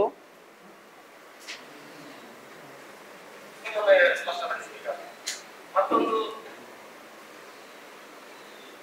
ಅವರು ಹೇಳೋ ಆರಂಭ ಮಾಡಿದಂಥದ್ದು ಅಥವಾ ಹುಂಡಿಯಿಂದ ಹಣ ತೆಗೆದು ಯಾವುದೇ ಜಮೀನು ಮಾಡಿಲ್ಲ. ಹೋರಾಟ ವೇದಿಕೆಯವರನ್ನು ತಪ್ಪಿ ಕೂಡ ಇಲ್ಲ ಒಂದು ನಿಮಿಷ ಖಾಸಗಿ ಹೆಸರಲ್ಲಿ ಅವರ ಸ್ವಂತ ಜಮೀನುಗಳನ್ನು ಅಡವಿಟ್ಟು ಬ್ಯಾಂಕ್ ಸಾಲ ಮೂಲಕ ಖರೀದಿ ಮಾಡಿದ ಆ ಸಾಲವನ್ನು ಪತ್ರರು ಮರುಪಾವತಿ ಮಾಡಿದ್ದಾರೆ ಅಂತ ನಿರ್ಧರಿಸುತ್ತದೆ. ಹುಂಡಿಯಿಂದ ಹಣ ತೆಗೆದು ಜಮೀನು ಖರೀದಿ ಮಾಡಿದ್ರೆ ಎಲ್ಲಿಯೂ ಹೇಳಿಲ್ಲ. ಅದನ್ನು ಅವರು ಕೂಡ ಮತ್ತೊಂದು ಹುಲ್ಲಿನ ಬಗ್ಗೆ ಇದನ್ನು ನಾನು ಹೇಳ್ತೇನೆ. ಇದು ನಾನು ನಿಮಗೆ ಮತ್ತೆ ಕಳಿಸ್ತೇನೆ. ಮೊನ್ನೆ ಅವರ ಸಂರಕ್ಷಣಾ ವೇದಿಕೆಯಲ್ಲಿ ಶ್ಯಾಮರಾಜ್ ಪಟ್ರಾಮೆ ಕಮ್ಯುನಿಸ್ಟ್ ಮುಖಂಡರಿದ್ದಾರಲ್ಲ, ಅವರೊಂದು ಪತ್ರಿಕಾಗೋಷ್ಠಿ ಮಾಡಿದ್ರು. ಅದರೊಟ್ಟಿಗೆ ಈ ಅಧ್ಯಕ್ಷರಿದ್ದಾರೆ. ಅದಾದಮೇಲೆ ಅಲ್ಲಿ ಕುರ್ತಲಾಜೆ ಒಬ್ಬರು ಭಟ್ರು ಇದ್ದಾರೆ. ಅದರಲ್ಲಿ ಅವರು ಹುಂಡಿ ಬಗ್ಗೆ ಟ್ರಸ್ಟ್ನವರು ಪತ್ರಿಕಾಗೋಷ್ಠಿ ಮಾಡಬೇಕಾದ್ರೆ ಮತ್ತು ಇವರು ಆವಾಗ ಯಾರು ವಿಶ್ವನಾಥ್ ಕೊಲ್ಲಾಜೆ ಸದಸ್ಯರು ಒಂದು ಹೇಳಿಕೆ ಕೊಡ್ತು ಪ್ರೆಸ್ ಸ್ಟೇಟ್ಮೆಂಟಲ್ಲಿ, ನಾವು ಹುಂಡಿಯಿಂದ ದುಡ್ಡು ಕೊಟ್ಟು ನಾವು ಜಾಗ ಖರೀದಿ ಮಾಡಿದ್ದೇವೆ ಅಂತ ಫಸ್ಟಿಗೆ. ಎರಡನೇ ಸ್ಟೇಟ್ಮೆಂಟ್ ಏನು ಕೊಟ್ಟರು ಅಂತ ಹೇಳಿದ್ರೆ, ನಾವು ಇದು ಭಕ್ತರಿಂದ ಕೊಟ್ಟದ್ದು ಅಂತ. ಈ ಹುಂಡಿನ ಸ್ಟೇಟ್ಮೆಂಟ್ಗೆ ಇವ್ರು ಹೇಳ್ತಾ ಇರೋದು ನಾವು ಎಲ್ಲಿ ಹೇಳಿಲ್ಲ ಅಂತ. ಯಾರು ಶ್ಯಾಮರಾಜ್ ಪಟ್ರಾಮೆ ಇದ್ದಾರೆ, ಆಗಿನ ಸಮಿತಿ ಅಧ್ಯಕ್ಷರಾದ ಸುಬ್ರಹ್ಮಣ್ಯ ಶಬ್ರಾಯರ್ ಇದ್ದಾರೆ, ಅವ್ರು ಹೇಳ್ತಾ ಇದ್ದಾರೆ, ಅವರಿದ್ದಾರೆ ಅಲ್ಲಿ. ಇವ್ರು ಹೇಳ್ತಾ ಇದ್ದಾರೆ ನಾವು ಹುಂಡಿಯಿಂದ ಎಲ್ಲಿ ತೆಗೆದಿಲ್ಲ ಅಂತ. ಆದರೆ ಸ್ವತಃ ಅಧ್ಯಕ್ಷರಾದ ಸುಬ್ರಹ್ಮಣ್ಯ ಶಬ್ರಾಯರೇ ಸೈನ್ ಹಾಕಿದ್ದಾರೆ, ನಾವು ಹುಂಡಿಯಿಂದ, ಅವರು ಯಾರು ಕೊಲ್ಲಾಜೆ ಅವರು ಹುಂಡಿಯಿಂದ ಅಂತ ಒಂದು ಸ್ಟೇಟ್ಮೆಂಟ್ಗೆ ಸೈನ್ ಹಾಕಿದ್ದಾರೆ ಅವರು. ಇನ್ನು ಹೇಳ್ಬೋದಿತ್ತಲ್ಲ, ಇಲ್ಲಿ ಆ ಸ್ಟೇಟ್ಮೆಂಟಲ್ಲಿ ಹೇಳ್ಬೋದಿತ್ತಲ್ಲ ಅವರಿಗೆ, ಇಲ್ಲ ಅದು ಹುಂಡಿಯಿಂದ ತೆಗೆದದ್ದು, ನಾನು ಅದನ್ನು ತೋರಿಸ್ತೇನೆ ಅಂತ ಹೇಳ್ಬೋದಲ್ಲ ಅವರಿಗೆ.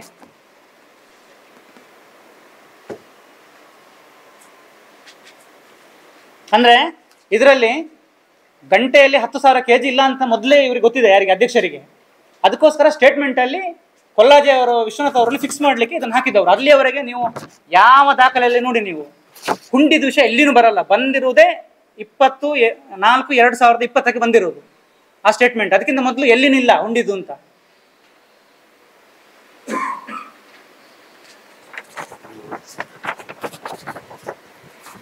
ಅಂದರೆ ಟೋಟಲ್ ಆಗಿ ಇಡೀ ಭಕ್ತರಲ್ಲಿ ಗೊಂದಲ ಮಾಡ್ತಾ ಇದ್ದಾರೆ ಅವರು. ಅವರ ಸ್ಟೇಟ್ಮೆಂಟಿಗೆ ಕರೆಕ್ಟ್ ಆಗಿರಬೇಕು. ಇಲ್ಲ ಅಂತ ಹೇಳಿದ್ರೆ ಅವರು ಯಾವುದು ಒಂದು ಸ್ಟೇಟ್ಮೆಂಟಲ್ಲಿ ಅಲ್ಲಿ ಬರೆಯುವುದವರು 3 ಲಕ್ಷ ಕೊಟ್ಟಿದ್ದೇವೆ ಅಂತ, ಇನ್ನೊಂದು ಕಡೆ ಸ್ಟೇಟ್ಮೆಂಟಲ್ಲಿ ಒಂದು ಸ್ಟೇಟ್ಮೆಂಟಲ್ಲಿ 20 ವರ್ಷದ ಹಿಂದೆ ಬರೀತಾರೆ, ಇನ್ನೊಂದು ಸ್ಟೇಟ್ಮೆಂಟಲ್ಲಿ 10 ವರ್ಷ ಅಂತ ಬರೀತಾರೆ.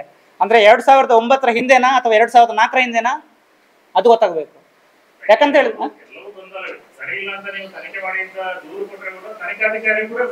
ಅಲ್ಲಲ್ಲ, ನಮಗೇನು ಗೊತ್ತಾ, ನಾನು ಹೇಳಿದ್ರು ತನಿಖಾ ವರದಿ ಅದು ಅದೇ ನೀವು ಹೇಳಿದಾಗೆ. ನಮಗೇನಂತ ಹೇಳಿದ್ರೆ ಅಟ್ಲೀಸ್ಟ್ ಹೊರಗಡೆ ಇವ್ರಿಗೆ ಬಿಡಿ, ನಮ್ಮ ಬೆಳ್ತಂಗಡಿ, ಪುತ್ತೂರು, ದಕ್ಷಿಣ ಕನ್ನಡ ಜಿಲ್ಲೆಯವರಿಗೆ ಏನಾಗ್ತದೆ ಅಂತ ಗೊತ್ತಾಗುತ್ತಲ್ವಾ, ಏನಾಗಿದೆ ಅಂತ ಹೇಳಿ. ಈಗ ಗೊತ್ತಾಗಿದೆ. ಈಗ ಮೊನ್ನೆ ಇಷ್ಟು ನೀವು ಮಾಧ್ಯಮದಲ್ಲಿ ಹಾಕುವಾಗ ಇದರಲ್ಲೆಲ್ಲ ಬಂದಿತ್ತು. ನಮಗೆ ಕೆಲವರು ಅಲ್ಲ ಆ ವಿಷಯ ಗೊತ್ತಿರಲಿಲ್ಲ. ಈಗ ಈ ವಿಷಯ ಆಗುವಾಗ ಎಲ್ಲ ಬರಲಿ ಅಲ್ವಾ ತನಿಖೆ. ಈಗ ಇದು ಈಗ ಹೇಗಿದ್ರು ಸಮಿತಿ ಹೈಕೋರ್ಟ್ ಅಲ್ಲಿದೆ. ನಾನು ಆಯುಕ್ತರಿಗೂ ಲೆಟರ್ ಹಾಕಿದ್ದೀನಿ ಈ ಥರ ಇದೆ ಅಂತ ಹೇಳಿ.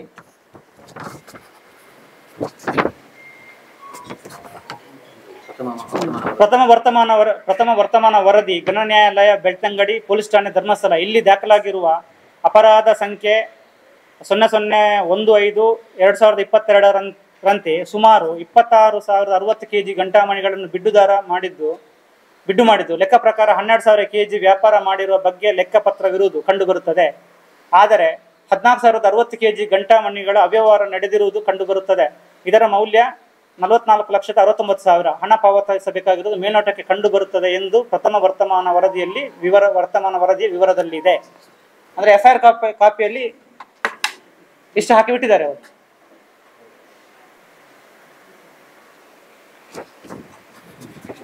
ಈ ಎಲ್ಲ ಅಂಶಗಳನ್ನು ಗಮನಿಸಿದಾಗ ದೇವಸ್ಥಾನ ಭಂಡಾರದಿಂದ 14,060 kg ಮತ್ತು 10,526 kg ಗಂಟಾಮಣಿಗಳು ಒಟ್ಟು ಅಂದರೆ 24,586 kg ನಷ್ಟ ಆಗಿರುವ ಬಗ್ಗೆ ಸಂಶಯ ಬರುತ್ತದೆ. ಇಲಾಖಾ ವರದಿಯಲ್ಲಿ ಸವಿಸ್ತಾರ ತನಿಖೆಯನ್ನು ರಾಜ್ಯ ಲೆಕ್ಕ ಪರಿಶೋಧಕ ಮತ್ತು ಲೆಕ್ಕಪತ್ರ ಇಲಾಖೆಯಿಂದ ಅಥವಾ ಮತ್ಯಾವುದೇ ಸೂಕ್ತ ಸಕ್ಷಮ ಪ್ರಾಧಿಕಾರದಿಂದ ಕೈಗೊಳ್ಳುವುದನ್ನು ಪರಿಗಣಿಸಬಹುದು ಎಂದು ತನಿಖಾ ವರದಿಯಲ್ಲಿದೆ. ತನಿಖಾ ವರದಿಯಲ್ಲಿ ಆ ಥರ ಹೇಳಿದ್ದಾರೆ ಅವರು. ಆದ್ದರಿಂದ ಇಷ್ಟೊಂದು ದೊಡ್ಡ ಮಟ್ಟದ ಅವ್ಯವಹಾರ ಸಮಯದಲ್ಲಿ ಇದ್ದ ಸಮಿತಿಯ ಸದಸ್ಯರಾದ ಸುಬ್ರಹ್ಮಣ್ಯ ಶಬರಾಯ, ವಿಶ್ವನಾಥ ಕೊಲ್ಲಾಜೆ, ಸಿನಿ ಗುರುದೇವನ್, ಪ್ರಶಾಂತ್ ರೈ ಇವರುಗಳನ್ನು ಮರು ನೇಮಕ ಮಾಡಿದ್ದು ಭಕ್ತರ ನಂಬಿಕೆ ಮತ್ತು ಭಕ್ತಿಗೆ ಘಾಸಿಯಾಗಿದೆ ಎಂದರೆ ತಪ್ಪಾಗಲಾರದು. ಇದರೊಂದಿಗೆ ಧಾರ್ಮಿಕ ದತ್ತಿ ಇಲಾಖೆಯ ಅಡಿಯಲ್ಲಿ ಬರುವ ಪ್ರವರ್ಗ ಎಗೆ ಸೇರಿದ ಶ್ರೀ ವೈದ್ಯನಾಥೇಶ್ವರ ದೇವಸ್ಥಾನಕ್ಕೆ ಸೇರಿದ ಸ್ಥಿರಾಸ್ತಿಯಲ್ಲಿ 29 ನೆಲ ಬಾಡಿಗೆದಾರರೊಂದಿಗೆ ಸುಬ್ರಹ್ಮಣ್ಯ ಶಬರಾಯ ಮತ್ತು ವಿಶ್ವನಾಥ ಕೊಲ್ಲಾಜೆ ಇವರುಗಳು ವಾಣಿಜ್ಯ ಕಟ್ಟಡ ಅಡಿ ಸ್ಥಳವನ್ನು ಲೀಸ್ ಮುಖಾಂತರ ಪಡೆದುಕೊಂಡಿರುವುದು, ಆದರೆ ಯಾವುದೇ ಕರಾರು ಪತ್ರ ದೇವಸ್ಥಾನದಲ್ಲಿ ಲಭ್ಯವಿಲ್ಲದಿರುವುದು ಹಾಗೂ ದೇವಾಲಯಕ್ಕೆ ಬರುವ ಲಕ್ಷಾಂತರ ವಾರ್ಷಿಕ ಆದಾಯಕ್ಕೆ ಅಡ್ಡಿಯಾಗಿರುವುದು ಹಾಗೂ ಈ ಅಡಿಸ್ಥಳ ಸುಮಾರು 5ರಿಂದ 8 ಸೆನ್ಸ್ ದೇವಸ್ಥಾನದ ಸ್ಥಿರಾಸ್ತಿಯನ್ನು ಬಿಟ್ಟುಕೊಡದ ಇವರುಗಳು ಸೌತಡ್ಕ ಸಂರಕ್ಷಣಾ ವೇದಿಕೆ ಹೆಸರಿನಲ್ಲಿ ಹೋರಾಟ ಮಾಡುತ್ತಿರುವುದು ಈ ಒತ್ತುವರಿಯನ್ನು ಮರೆಮಾಚುವ ಉದ್ದೇಶವೇ? ಈ ಪಾಯಿಂಟ್ ಇರೋದು. ಇದು ನಾನು ಕೊಕ್ಕಡ ದೇವಸ್ಥಾನದ ಇದನ್ನು ನಾನು ಜೂನಲ್ಲಿ ನಾನು ಮಾಹಿತಿ ಹಾಕಲಿ ಕೇಳಿದೆ. ನಾನು ಅವ್ರಂದ್ರೆ ಅದ್ರಲ್ಲಿ ಏನ್ ಗೊತ್ತಾ ನಿಮಗೆ, ಅವ್ರ ಕೈಗೊಳ್ಳೋದಕ್ಕೆ ನಾನೀಗ ಹೊಡ್ತಿರೋದು. ಅದನ್ನು ಯಾರನ್ನು ಕೇಳಿ ಅದಲ್ಲ ಕೇಳಬೇಕಂತ. ಯಾಕಂತ ಹೇಳಿದ್ರೆ ನಾನು ಹೇಳ್ತೇನೆ ನೋಡಿ, ಅಲ್ಲಿ ಒಟ್ಟಿಗೆ 17 ಎಕರೆ ಜಾಗ ಇದೆ ವೈದ್ಯನಾಥೇಶ್ವರ ದೇವರಿಗೆ. 17 ಎಕರೆಯಲ್ಲಿ ಒಂದು 9 ಸೆನ್ಸ್ ಮತ್ತೊಂದು 1 ಎಕರೆಯಲ್ಲಿ 1.5 ಎಕರೆಯಲ್ಲಿ ಮೊದಲು ಹೇಳ್ತಾ ಇದ್ದಾರೆ ಅದೇ ನೆಲ ಬಾಡಿಗೆಗೆ ಲೀಸ್ ತಗೊಂಡಿರೋದು ಅಂತ. ಆದರೆ ದೇವಸ್ಥಾನದಲ್ಲಿ ಯಾವುದೇ ದಾಖಲೆ ಇಲ್ಲ. ಕೊಡ್ತಾ ಇರುವ ಅಂಗಡಿ ಬಾಡಿಗೆ ಎಷ್ಟು ಗೊತ್ತಾ? 100 ರೂಪಾಯಿ, 300 ರೂಪಾಯಿ, 500 ರೂಪಾಯಿ ವರ್ಷಕ್ಕೆ. 25,000 ರೂಪಾಯಿ ವರ್ಷಕ್ಕೆ ಬರ್ತದೆ. ಈಗಿನ ಲೆಕ್ಕದಲ್ಲಿ ವರ್ಷಕ್ಕೆ 25 ಲಕ್ಷದಿಂದ 30 ಲಕ್ಷ ಬರಬೇಕು. ನಾವು ಆ 27 ಜನರನ್ನು 27 ಜನರ ಯಾರು ಅಡಿ ಸ್ಥಳದ ಬಾಡಿಗೆದಾರಿದ್ದಾರೆ. 200 ಮನೆ ಇದೆ ದೇವಸ್ಥಾನದ. 2,000 ಮನೆ ಇದೆ. 2,000 ಮನೆ ಇದ್ದು ಭಕ್ತರಿಗೆ ದೇವಸ್ಥಾನ ಅರ್ಧದಲ್ಲಿ ಜೀರ್ಣೋದ್ಧಾರ ನಿಂತಿದೆ. ಇದರಿಂದ ಆದರೂ ಬಾಡಿಗೆ ಬರ್ತಾ ಇದ್ರೆ, ನಿಮಗೆ ಮೊದಲಿಂದ ಬಾಡಿಗೆ ಬರ್ತಾ ಇದ್ರೆ ಆದಾಯ ಬರ್ತಾ ಇದ್ದದ್ದು 5 ವರ್ಷಕ್ಕೆ. ನಾನೀಗ ಅಂದಾಜು ಪ್ರಕಾರ ಕೋಣೆ ಒಂದೊಂದು ಈಗಿನ ಪ್ರಕಾರ ಮಾಡಿದರೆ 5 ವರ್ಷಕ್ಕೆ ಆಲ್ಮೋಸ್ಟ್ 1.25 ಕೋಟಿಯಿಂದ 1.5 ಕೋಟಿ ಬರಬೇಕು 5 ವರ್ಷಕ್ಕೆ. ನಿಮಗೆ ತಿಂಗಳಿಗೆ ಇದು ವರ್ಷಕ್ಕೆ 25,000 ಕೊಡೋದವ್ರು 100 ರೂಪಾಯಿ ಬಾಡಿಗೆ. ಈಗ ಬೇರೆ ಕಡೆ ಎಲ್ಲ ರಾಜ್ಯ ಸರ್ಕಾರ ಬರ್ತಾ ಇದೆಲ್ಲ ಒತ್ತುವರಿ ನಾವು ಮಾಡಿದ್ದೇವೆ ಅಂತ, ಅಟ್ಲೀಸ್ಟ್ ಬಾಡಿಗೆ ಆದ್ರೂ ಬರಲಿ ಅಲ್ವಾ? ಒಂದು ಕೋಣೆ 1,000 1,500 ಆದ್ರೂ ಕೊಡ್ಲಿ ಅಲ್ವಾ?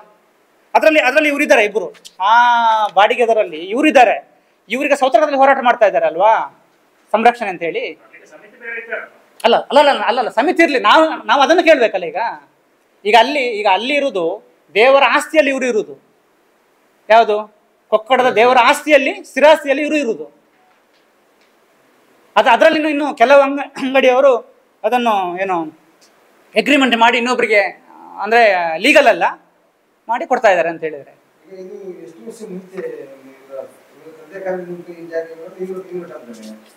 ಅದು ಯಾವುದು? ಅದು ಅದರಲ್ಲಿ ಏನಂತ ಹೇಳಿದ್ರೆ 50 ವರ್ಷ 60 ವರ್ಷ 70 ವರ್ಷ ಅಂತ ಬರೆದಿದ್ದಾರೆ ಅದರಲ್ಲಿ. ದಾಖಲೆಯಲ್ಲಿ ಇವ್ರು ಕೊಡ್ತಾ ಇರೋ ದಾಖಲೆಯಲ್ಲಿ ಇಟ್ಟು ಬದಿ ಇದೆ. ಆದರೆ ನಿಮಗೆ ದೇವಸ್ಥಾನದಲ್ಲಿ ಯಾವುದೇ ದಾಖಲೆ ಇಲ್ಲ ಅಂತ ಹೇಳಿ. ಯಾರು ಈಗ ಬಾಡಿಗೆ ಕಟ್ತಾ ಇದಾರಲ್ಲ ಅವರು ಅಂದಾಜು ಅಂತ. ಯಾರು ಇವರಿಬ್ರು ಅಲ್ಲ ಅಲ್ಲ ಎಲ್ರು 27 ಜನ ಕೊಡ್ತಾ ಇದಾರೆ ಅಂತ ಇದೆ ಅದರಲ್ಲಿ, ಬಾಡಿಗೆ ಕೊಡ್ತಾ ಇದ್ದಾರೆ ಅಂತ. ಅದು 60 ವರ್ಷ 50 ವರ್ಷ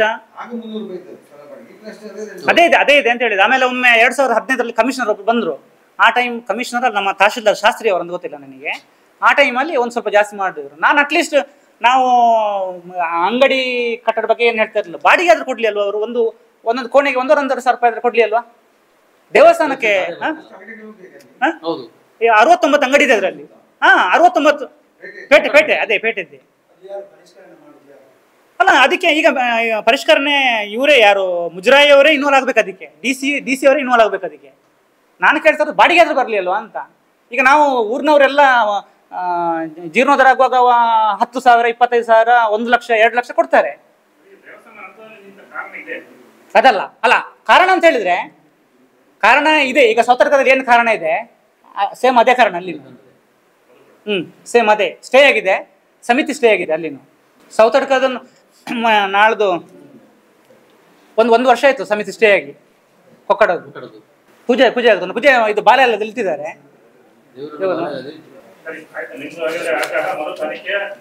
ಮರು ತನಿಖೆ ಮತ್ತು ಇದೆ ನಮ್ದು ಮೈನ್ ಆಗಿ ಅಂತ ಹೇಳಿದ್ರೆ ಗಂಟೆ ಹಗರಣದ ವ್ಯವಸ್ಥೆ ಹೇಗೆ ಆಗಿದೆ ಅಂತ ಹೇಳಿ ನಾನು ಅದನ್ನು ನೋಡುವಾಗ ಆಗಿದೆ. ಯಾಕಂತ ಹೇಳಿದ್ರೆ ಈಗ ಅವರು ಹೇಳ್ತಾ ಇದ್ದಾರೆ ನಮಗೆ, ಈಗ ಅವ್ರು ಹೇಳಿದ್ದಾರೆ ಮೊನ್ನೆನೂ ಇದ್ರಲ್ಲಿ ಹೇಳಿದ್ದಾರೆ ಅಲ್ಲಲ್ಲ ತನಿಖೆ ಆದೇಶ ಆಗಿದೆ ಅಲ್ಲ. ಹೌದು, ಈಗ ಅದನ್ನು ಅಲ್ಲ DC ಒಂಬಾಸ್ AC ಹಾಕಿದ್ದು. AC ಅವ್ರದ್ದು ಈಗ ನಾನು ಮಾತಾಡ್ಲಿಕ್ಕೆ ಹೋಗ್ಬೇಕು, ಅವ್ರದ್ದು ಕೇಳ್ಬೇಕು ಏನು ಅಂತ. ನನಗೇನಿಲ್ಲಾದ್ರೆ ನಾನು ಜಿಲ್ಲಾಧಿಕಾರಿ ಅವರಿಗೆ ಬರಬೇಕು ಈ ತರ. ಅದೇ ನಾನಂದ್ರೆ ಮಾಧ್ಯಮ ಮಿತ್ರ ತಂದು ಕೇಳುದು ಇದೊಂದು. ಯಾಕಂತ ಹೇಳಿದ್ರೆ ಇದು ಮಾಧ್ಯಮದಿಂದ ಹೊರಗಡೆ ಹೋದ್ರೆ ಮಾತ್ರ ಅದಕ್ಕೆ ಬೇಕಾಗುವಂತ ಇಲಾಖಾ ಕ್ರಮ ಕೈಗೊಳ್ತಾರೆ. ಇಲ್ಲ ಅಂತ ಹೇಳಿದ್ರೆ ನಿಮಗೆ ಮಾತಾಡಿದ ಅಲ್ಲೇ ಇರುತ್ತೆ ಹೊರತು ಅದಕ್ಕಿಂತ ಮೇಲ್ಗಡೆ ಹೋಗಲ್ಲ ಅದು.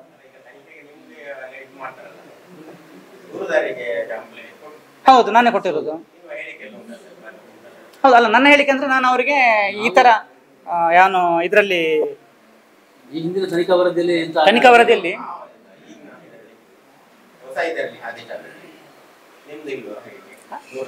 ಏನು ಅಲ್ಲ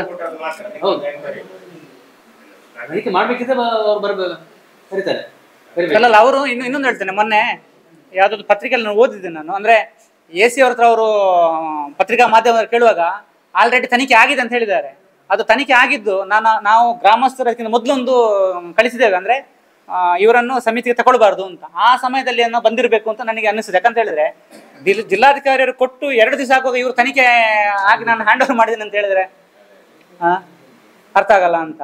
ಆಮೇಲೆ ಈಗಿನ ಏನಂತ ಹೇಳಿದ್ರೆ ಸಮಿತಿ ದೇವಸ್ಥಾನದ್ದು ಧಾರ್ಮಿಕತೆ ಹೋಗಿ ಈಗ ರಾಜಕೀಯನೇ ಡೊಂಬರಾಟ ಜಾಸ್ತಿ ಆಗ್ತಾ ಇದೆ.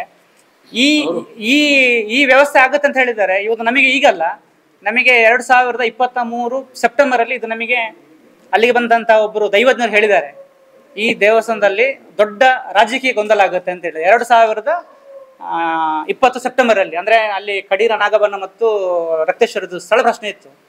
ಆ ಸಮಯದಲ್ಲಿ ಅವ್ರು ಹೇಳಿದ್ದಾರೆ ರಾಜಕೀಯ ಗೊಂದಲ ಆಗುತ್ತೆ ಅಂತ ಹೇಳಿ. ಈಗ ರಾಜಕೀಯ ಗೊಂದಲ ಎಲ್ಲಿವರೆಗೆ ಹೋಗಿದೆ ಅಂತ ಹೇಳಿದ್ರೆ ಹೈಕೋರ್ಟ್ನವರೆಗೆ ಹೋಗಿದೆ. ಮೊನ್ನೆ ಪತ್ರಿಕಾಗೋಷ್ಠಿ ಆದ್ಮೇಲೆ ಮತ್ತೆ ಇನ್ನೊಂದು ಕಾಣತ್ತೂರಿಗೆ ಮತ್ತು ಇನ್ನಿತರ ದೇವಸ್ಥಾನಗಳಿಗೆ ಹೋಗಿ ಪ್ರಾರ್ಥನೆ ಮಾಡ್ಕೊಳ್ತಿದ್ದಾರೆ. ಅವರು ನಮ್ಮನ್ನು ಗಂಟೆ ಕಳ್ಳರು ಅಂತ ಹೇಳಿದ್ರು ಅಂತ. ನಾವು ಎಲ್ಲೂ ಕೂಡ ಗಂಟೆ ಕಳ್ಳರು ಅಂತ ನಾವು ಹೇಳಿಲ್ಲ, ಯಾರನ್ನು ಗಂಟೆ ಕಳ್ಳರು ಅಂತ ಹೇಳಿಲ್ಲ. ತನಿಖಾ ವರದಿಯ ಪ್ರಕಾರ ನಾವು ಹೀಗೆ ಆಗಿದೆ ಅಂತ ಹೇಳಿದ್ದೆವು. ಯಾರನ್ನು ಅವರು ಗಂಟೆ ಕದ್ದಿದ್ದಾರೆ ಅಂತ ನಾವಿಲ್ಲಿ ಹೇಳಿಲ್ಲ. ತನಿಖಾ ವರದಿಯಲ್ಲಿ ಹೇಳಿದ್ದಾರೆ, ವರದಿಯನ್ನು ಓದಿ ಹೇಳ್ತಿದ್ದೇವೆ ಹೀಗೆ ಆಗಿದೆ ಅಂತ. ಅದನ್ನು ತನಿಖಾ ವರದಿಯಲ್ಲಿ ನಾವು ಅದನ್ನು ಸ್ಟಡಿ ಮಾಡಬೇಕಿದ್ರೆ ಹಾಗೆ ಉಂಟಲ್ಲ ಅಲ್ವಾ. ನಾವು ಅವ್ರು ಕದ್ದಿದ್ದಾರೆ ಅಂತ ಎಲ್ಲಿ ಹೇಳಿದ್ರ? ಅವರು ಕಾಣತ್ತೂರಿಗೆಲ್ಲ ಹೋಗಿ ಹರಕೆ ಹೇಳ್ಕೊಡ್ತಾರೆ ಅವರಿಗೆ. ಅಲ್ಲ, ಅವರು ಕಾಣತ್ತೂರಿಗೆ ಹೋದ್ಮೇಲೆನೆ ಅವರು ಸಹಿ ಹಾಕಿದ ಇದು ನನಗೆ ಅದು ಮರುದಿವಸ ಸಿಕ್ಕಿದೆ ನನಗೆ. ಇವರು ಕಾಣತ್ತೂರಲ್ಲಿ ಪ್ರಾರ್ಥನೆ ಮಾಡಿ ವಾಟ್ಸಪ್ ಅಲ್ಲಿ ಹಾಕಿದ್ದಾರೆ. ಅದರ ಮರುದಿವಸವೇ ಹುಂಡಿಯಿಂದ ಹಣ ತೆಗೆದು ಎಷ್ಟು ಹಣ ತೆಗೆದಿದ್ದಾರೆ ಅಂತ ಹೇಳಿ ಇದೆ. ಅದು ಆ ಪ್ರತಿ ನಿಮಗೂ ಸಿಕ್ಕಿದೆ. ಅದು ಯಾವಾಗ 2024 ಆದರೆ ನೀವು ಅದನ್ನು ಆ ಥರ ನಿಮಗೆ ಅದು ಪಬ್ಲಿಸಿಟಿಗೆ ನೀವು ಅದನ್ನು ಪತ್ರಿಕಾ ಮಾಧ್ಯಮದಲ್ಲಿ ಹಾಕಿದ್ದೀರಾ ಅಥವಾ ನೀವು ಕೇವಲ ಅದು ಮಾತ್ರ ಹಾಕಿದ್ರೆ ನನಗೆ ಗೊತ್ತಿಲ್ಲ, ಅದು ಒಂದು ವರದಿ ಮಾತ್ರ ಇರೋದು ನನ್ನ ಹತ್ರ. ಅದರಲ್ಲಿ ಆ ಟೈಮಲ್ಲಿ ಹುಂಡಿದ್ದು ಬಂದಿಲ್ಲ, ಬಟ್ ಆ ಪತ್ರಿಕಾ ಇದರಲ್ಲಿ ಹುಂಡಿದಿತ್ತು. ಅದು ನನಗೆ ಇವರು ಅಲ್ಲಿ ಪ್ರಾರ್ಥನೆ ಮಾಡೋ ಮರುದಿವಸ ನನಗೆ ಸಿಕ್ತು, ಈ ತರ ಹೇಳಿದ್ದಾರೆ ಅಂತ ಹೇಳಿದ್ರೆ.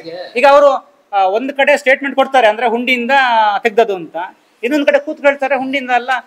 ಯಾವ ಭಕ್ತರು ನಿಮಗೆ ಅಲ್ಲಿ ಇನ್ನೊಬ್ರು ಆರ್ಟಿಸಲ್ ಇದ್ರೆ ನಾನು ದೇವಸ್ಥಾನಕ್ಕೆ ಜಾಗ ತೆಗೆದ ದುಡ್ಡು ಕೊಡು ಅಂತ ಯಾರಾದ್ರು ಕೊಡ್ತಾರೆ ಹೇಳಿ? ಕೊಡುದಿಲ್ಲ. ಯಾರು ಭಕ್ತರು ಕೊಡ್ತಾರೆ ಹೇಳಿ? ನೀವು ಈಗ ನೀವೇ ಅಲ್ಲಿ ಬಂದ್ರೆ ನಾನು ಹೇಳ್ತೇನೆ, ಇಲ್ಲಿ ಒಂದು ಜಾಗ ನಾವು ತೆಗೆದಿದ್ದೇವೆ, ಇದನ್ನು ಮತ್ತೆ ದೇವಸ್ಥಾನಕ್ಕೆ ನಾವು ಹ್ಯಾಂಡ್ ಓವರ್ ಮಾಡ್ತೇವೆ, ಇದಕ್ಕೆ ಸ್ವಲ್ಪ ನಾನು ಒಂದು 50 ಲಕ್ಷ ಕೊಟ್ಟಿದ್ದೇನೆ, ನೀವೊಂದು 10 ಲಕ್ಷ ಕೊಡಿ ಅಂತ ಹೇಳಿದ್ರೆ ನೀವು ಕೊಡ್ತೀರಾ? ಯಾವ ಭಕ್ತರು ಕೊಡ್ತಾರೆ ಹೇಳಿ? ಊರವರೇ ಕೊಡುದಿಲ್ಲ. ಊರವ್ರು ಹೇಳ್ತಾರೆ ದೇವಸ್ಥಾನದಲ್ಲಿ ದುಡ್ಡಿದೆ ನಾವೇನಕ್ಕೆ ಕೊಡ್ಬೇಕು ಅಂತ ಹೇಳಿ. ಯಾವ ಮತ್ತೆ ಹೌದು.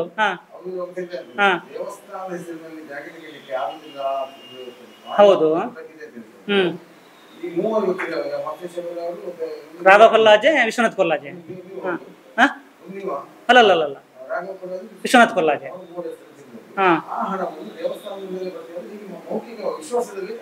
ಅಲ್ಲಲ್ಲ ವಿಶ್ವಾಸದಲ್ಲಿ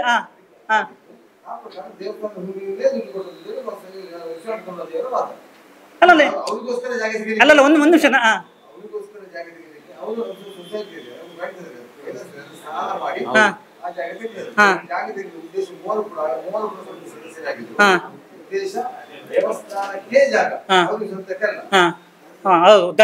ಒಂದು ನಿಮಿಷ ದೇವಸ್ಥಾನಕ್ಕೆ.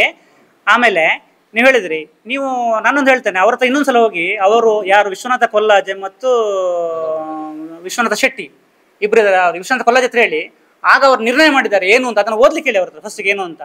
ಈಗ ನಾನು ಹೇಳ್ತೇನೆ ಹುಂಡಿಯಿಂದ ಅಂತ ಹೇಳಿದ್ರೆ, ಹುಂಡಿಯಿಂದ ಬರ್ದವರು ಮತ್ತೆ ಏನಕ್ಕೆ ಯಾವಾಗ ಅಲ್ಲಲ್ಲ ನಾನೊಂದು ಹೇಳ್ತೇನೆ. ಅಲ್ಲ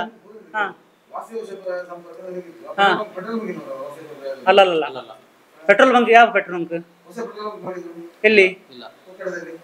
ಇಲ್ಲ ಅವರಿಬ್ರು ಇಲ್ಲ. ಅಲ್ಲ ಅವರಲ್ಲ. ನೀನು ಅದೇ ನಾನು ಹೇಳ್ತೇನೆ ಅವರು ಆಗ ಏನು ತಗೊಂಡದ್ದು ದೇವಸ್ಥಾನಕ್ಕೆ ಆದ್ರೆ ಒಂದು ನಿರ್ಣಯ ಮಾಡಿದ್ದಾರೆ, ಅಂದ್ರೆ ಆ ವ್ಯಾಲ್ಯೂ ಅನ್ನು ಕೊಡಬೇಕು ಅಂತ. ವ್ಯಾಲ್ಯೂ ಯಾರು ಕೊಡಲ್ಲ. ಇದು ಈ ವಿಷಯ ಬಂದದೇ ಗೊತ್ತಾ ನಿಮಗೆ?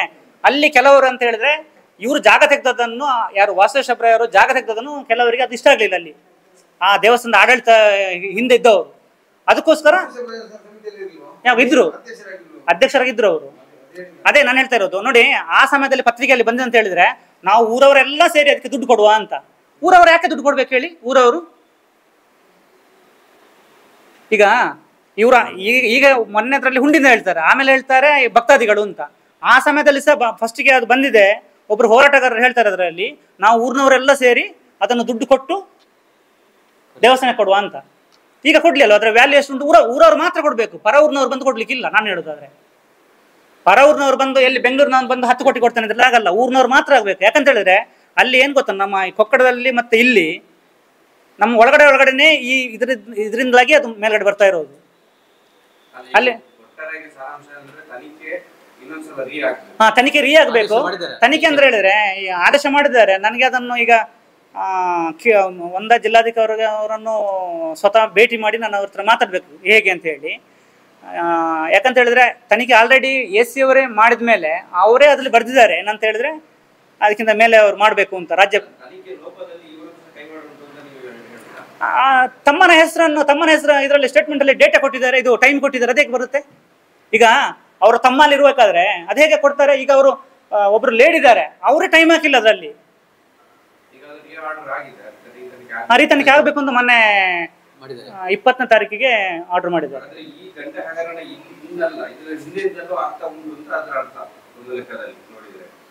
ಹಿಂದೆ ಅಂದ್ರೆ ಅಲ್ಲಲ್ಲ, ಆ ಸಮಯದಲ್ಲಿ ಅಂದ್ರೆ 2018ರಲ್ಲಿ ಅದು ಬಿಡ್ ಓಪನ್ ಮಾಡಿದ್ದಾರೆ ಅವರು. ಇದು ನಿರ್ಣಯ ಮಾಡಿದ್ದಾರೆ 2019 ಜನವರಿಯಲ್ಲಿ ಅದನ್ನು ಓಪನ್ ಮಾಡಿದ್ದಾರೆ. 2019ರಿಂದ 2020 ಫೆಬ್ರವರಿ ಮಾರ್ಚ್ವರೆಗೆ ಅದು ಗಂಟೆದ್ದು ಎಷ್ಟು ಹೋಗಿದೆ ಅಂತ ಇನ್ನು ಗೊತ್ತಿಲ್ಲ ಅದು ಏನು ಅಂತ ಹೇಳಿ. ಅವತ್ತು ಓಪನ್ ಮಾಡಿದ್ದಾರೆ. ಅವ್ರು ನಿಜವಾಗಿ ನೋಡಿದ್ರೆ ಅದು ಜನವರಿ 19ರಲ್ಲಿ ಕ್ಲೋಸ್ ಆಗಬೇಕಿತ್ತು. ಅದು ಇದನ್ನು ಓಪನ್ ಮಾಡಿ ಹಾಗೆ ಇಟ್ಟಿದ್ದಾರೆ. ಡಿಸೆಂಬರ್ 2019ರಿಂದ ಜನವರಿ 2020 ಫೆಬ್ರವರಿ 2020 ಗೊತ್ತಾಗಿದೆ. ಲಾಕ್ಡೌನ್ ಎಲ್ಲಿಯಾದ್ರೂ ಆಗದಿದ್ರೆ 10,000 kg ತಂದಲ್ಲಿ ಇಡ್ತಾರೆ, ಕೇಸ್ ಕ್ಲೋಸ್ ಮಾಡ್ತಾರೆ, ಅಷ್ಟೇ ಆಗ್ತಾ ಇದ್ದದ್ದು ಅದು. ಅದಕ್ಕೋಸ್ಕರ ಇವರು ಅಧ್ಯಕ್ಷರ ಅದಕ್ಕೆ ಸೈನ್ ಮಾಡಿದ್ರ ಅಂತ ನನಗೆ ಡೌಟ್ ಬರ್ತಾ ಇದೆ. ಇಲ್ಲಾಂದ್ರೆ ಇವರು ತನಿಖೆ ಆಗುವಾಗ ಅವ್ರ ಗುಮಾಸ್ತರು ಏನಕ್ಕೆ ಬಿಲ್ ಕೊಡ್ತಾರೆ ಬಂದು? ಅದನ್ನು ಇದೆ ಅಲ್ವ ಅದರಲ್ಲಿ 26,000 kg ಹೋಗಿದೆ ಅಂತೇಳಿ. ನಾವು ಏನು ಅಂತ ಹೇಳಿದ್ರೆ, ಈಗ ಹೊಸ ಸಮಿತಿಯನ್ನು ಆರಿಸಿದ್ದಾರೆ ಅಲ್ವಾ, ಅದರ ಶಿಫಾರಸು ಮಾಡಿದವರು ಅವರೇ ಇದಕ್ಕೆ ನ್ಯಾಯ ಕೊಡ್ಬೇಕು. ಯಾಕಂತ ಹೇಳಿದ್ರೆ ಅವ್ರು ಮೊನ್ನೆ ಪೇಪರ್ಲ್ಲಿ ಕೊಟ್ಟಿದ್ದಾರೆ, ನಮಗೆ ಅಲ್ಲಿ ಹಿಂದಿದನ್ನು ಮರ್ತು ಬಿಡಿ ಅಂತ. ಹಿಂದಿದನ್ನು ಮರ್ತು ಬಿಡಿ ಅಂತ ಹೇಳಿದ್ರೆ ಗಂಟೆಗಾರನ್ನು ಮರಿಬೇಕು ಅಂತ ಹೇಳ್ತಾ ಇರೋದು ಅವ್ರು ಹೇಗೆ ಅಂತ ನನಗೆ ಅದೊಂದು ಬೇಕು. ನನ್ನ ಪೇಪರ್ ಸ್ಟೇಟ್ಮೆಂಟ್ ಅಲ್ಲಿ ನಮ್ಮ ಉತ್ಸಾಹಿ ತಂಡ ಹಿಂದಿದನ್ನು ಮರ್ತು ಬಿಡಿ ಅಂತ ಹೇಳಿದ್ದಾರೆ. ಮರ್ತು ಬಿಡಿ ಅಂತ ಹೇಳಿದ್ರೆ ಗಂಟೆಗಾರನವನ್ನು ಮರಿಬೇಕಾ ಏನು ಅಂತ ನನಗೆ ಅದೊಂದು. ಅವರೇ ಕೊಡ್ಬೇಕು. ಯಾಕಂತ ಹೇಳಿದ್ರೆ ನಾನು ಹೇಳ್ತೇನೆ, ನಾನು ಇವರಿಗೆ ಮುಜರಾಯಿ ಮಂತ್ರಿ ಅವರಿಗೆ ಕಾಲ್ ಮಾಡಿದ್ದೆ, ನನಗೆ ಒಬ್ಬರು ನಂಬರ್ ಕೊಟ್ಟರು ಬೆಂಗಳೂರವ್ರು. ಯಾಕಂತ ಹೇಳಿದ್ರೆ 2023ರಿಂದ ಕಾಂಗ್ರೆಸ್ ಸರ್ಕಾರ ಬಂದ ಮೇಲೆ ಕೆಲವು MLAಗಳು ಬರ್ಬೇಕು, ಅವರ PAಗಳು ಬರ್ತಾರೆ, ಅವ್ರ ಪರಿಚಯ ನಾನು ಕೆಲವು ನಂಬರ್ ಕೊಡ್ತಾರೆ, ಅವ್ರ ಮುಖಾಂತರ ನಂಬರ್ ತಗೊಂಡು ಅವ್ರು ಫೋನ್ ಮಾಡಿದೆ. ಫೋನ್ ಮಾಡುವಾಗ ಅವ್ರು ಮಾತಾಡಿದ್ರು ಸಂಜೆ 5 ಗಂಟೆಗೆ 5 ಗಂಟೆಗೆ ಫೋನ್ ಮಾಡಿದೆ ನಾನು. ತೆಗೆದು ನಾನು ಹೇಳಿದೆ ಗಂಟೆ ಗಣಪತಿ ಅಂತ ಹೇಳಿದೆ. ಯಾಕಂದ್ರೆ ಸೌತರ್ಕ ಅಂತ ಹೇಳಿದ್ರೆ ಅವ್ರಿಗೆ ಗೊತ್ತಿರ್ಲಿಕ್ಕಿಲ್ಲ ಅಂತೆ. ಗಂಟೆ ಗಣಪತಿ ಅಂತ ಹೇಳುವಾಗ ಅವರು ಹೇಳಿದ್ರು, ಸರ್ ನಾನು ಹೇಳಿದೆ ಸಮಿತಿ ಈ ಥರ ಹಾಕಿದ್ದಾರೆ, ನಾನು ಲೆಟರ್ ಹಾಕಿದೆ ಅಂತಿಲ್ಲ. ಇಲ್ಲ, ನಾನು ಅದು ರಕ್ಷಿಶ್ವರಂ ಏನು ಹೇಳಿದ್ರು ಆ ಥರ ಮಾಡಿದ್ದೀನಿ ಅಂತ ಹೇಳಿದ್ರು ಅವರು. ಸರ್ ರಕ್ಷಿಶ್ವರಂ ಅಂತ ಹೇಳುವಾಗ ನೀವು ಬೆಳ್ತಂಗಡಿ ಅವರಲ್ಲ ಅಂತ ಹೇಳಿದ್ರು. ಹೌದು ಅಂತ ಹೇಳಿದ್ರು. ನೀವೇನಿದ್ರು ರಕ್ಷಿಶ್ವರಂ ಹತ್ರ ಮಾತಾಡಿ ಅಂತ ಹೇಳಿದ್ರು. ನಾನು ಅದಕ್ಕೆ ಈಗಲೇ ಹೇಳ್ತಾ ಇದ್ದೇನೆ, ಗಂಟೆ ಹಗರಣದ ಇನ್ನು ಏನಿದ್ರು ನನಗೆ ಅವರೇ ನ್ಯಾಯ ಕೊಡಿಸ್ಬೇಕು ಅಷ್ಟೇ ನಾನು ಕೇಳ್ತಿರೋದು, ಬೇರೆ ಏನಿಲ್ಲ. ಅದು ಅವರು ನಾನು ದಾಖಲೆ ತೋರಿಸ್ತೇನೆ ಇಲ್ಲಿ ಲೋಪ ಆಗಿದೆ ಅಂತ ಹೇಳಿ, ನ್ಯಾಯ ಅವರೇ ಕೊಡಿಸ್ಬೇಕು. ನಾನು ಮೊನ್ನೆ ಹೇಳಿದ್ರಲ್ಲ, ಯಾರು ಹಳೆದನ್ನು ಮರ್ತು ಬಿಟ್ಟು ನಮ್ಮ ಉತ್ಸಾಹಿ ತಂಡ ಬರುತ್ತೆ ಅಂತ ಹೇಳಿದ್ರಲ್ಲ, ಅಲ್ಲ ನಾನೀಗ ಇದನ್ನೀಗ ಏನು ತೋರಿಸಿದ್ದೇನೆ, ಅವರೇ ಇನ್ನು. ಯಾಕಂತ ಹೇಳಿದ್ರೆ ಇನ್ನು ಅದನ್ನ ಅವ್ರ ಹತ್ರ ನಾನು ನ್ಯಾಯ ಕೇಳಬೇಕು ಅಂತ ಹೇಳ್ತಾ ಇರೋದು. ಯಾಕಂತ ಹೇಳಿದ್ರೆ ಮೇಲ್ಗಡೆ ಕೇಳಬೇಕಾದ್ರೆ ಅವ್ರು ಹೇಳ್ತಾ ಇರೋದಿಲ್ಲ, ನಾನು ಬೆಳ್ತಂಗಡಿಯಲ್ಲಿ ನೀವು ಮಾತಾಡಿ ಅಂತ ಹೇಳ್ತಾರಲ್ವಾ. ತುಂಬಾ ಧನ್ಯವಾದ ಎಲ್ಲರಿಗೆ. ಸತ್ಯ, ಸ್ಪಷ್ಟ, ನೇರ ಸುದ್ದಿಯೊಂದಿಗೆ U+ TV. ಇದು ಹೊಸತನದ ಸಂಕಲನ.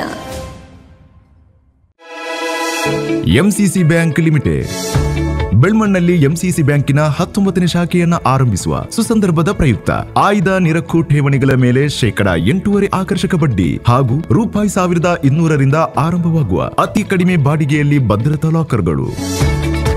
113 ವರ್ಷಗಳಿಂದ ನಿಮ್ಮ ಸೇವೆಯಲ್ಲಿ. ಹಿಂದೆ ನಿಮ್ಮ ಹತ್ತಿರದ MCC ಬ್ಯಾಂಕ್ ಶಾಖೆಯನ್ನು ಸಂಪರ್ಕಿಸಿರಿ. ದೂರವಾಣಿ ಸಂಖ್ಯೆ 7090701105. Toll free number 1800 1232966. ಷರತ್ತುಗಳು ಅನ್ವಯ.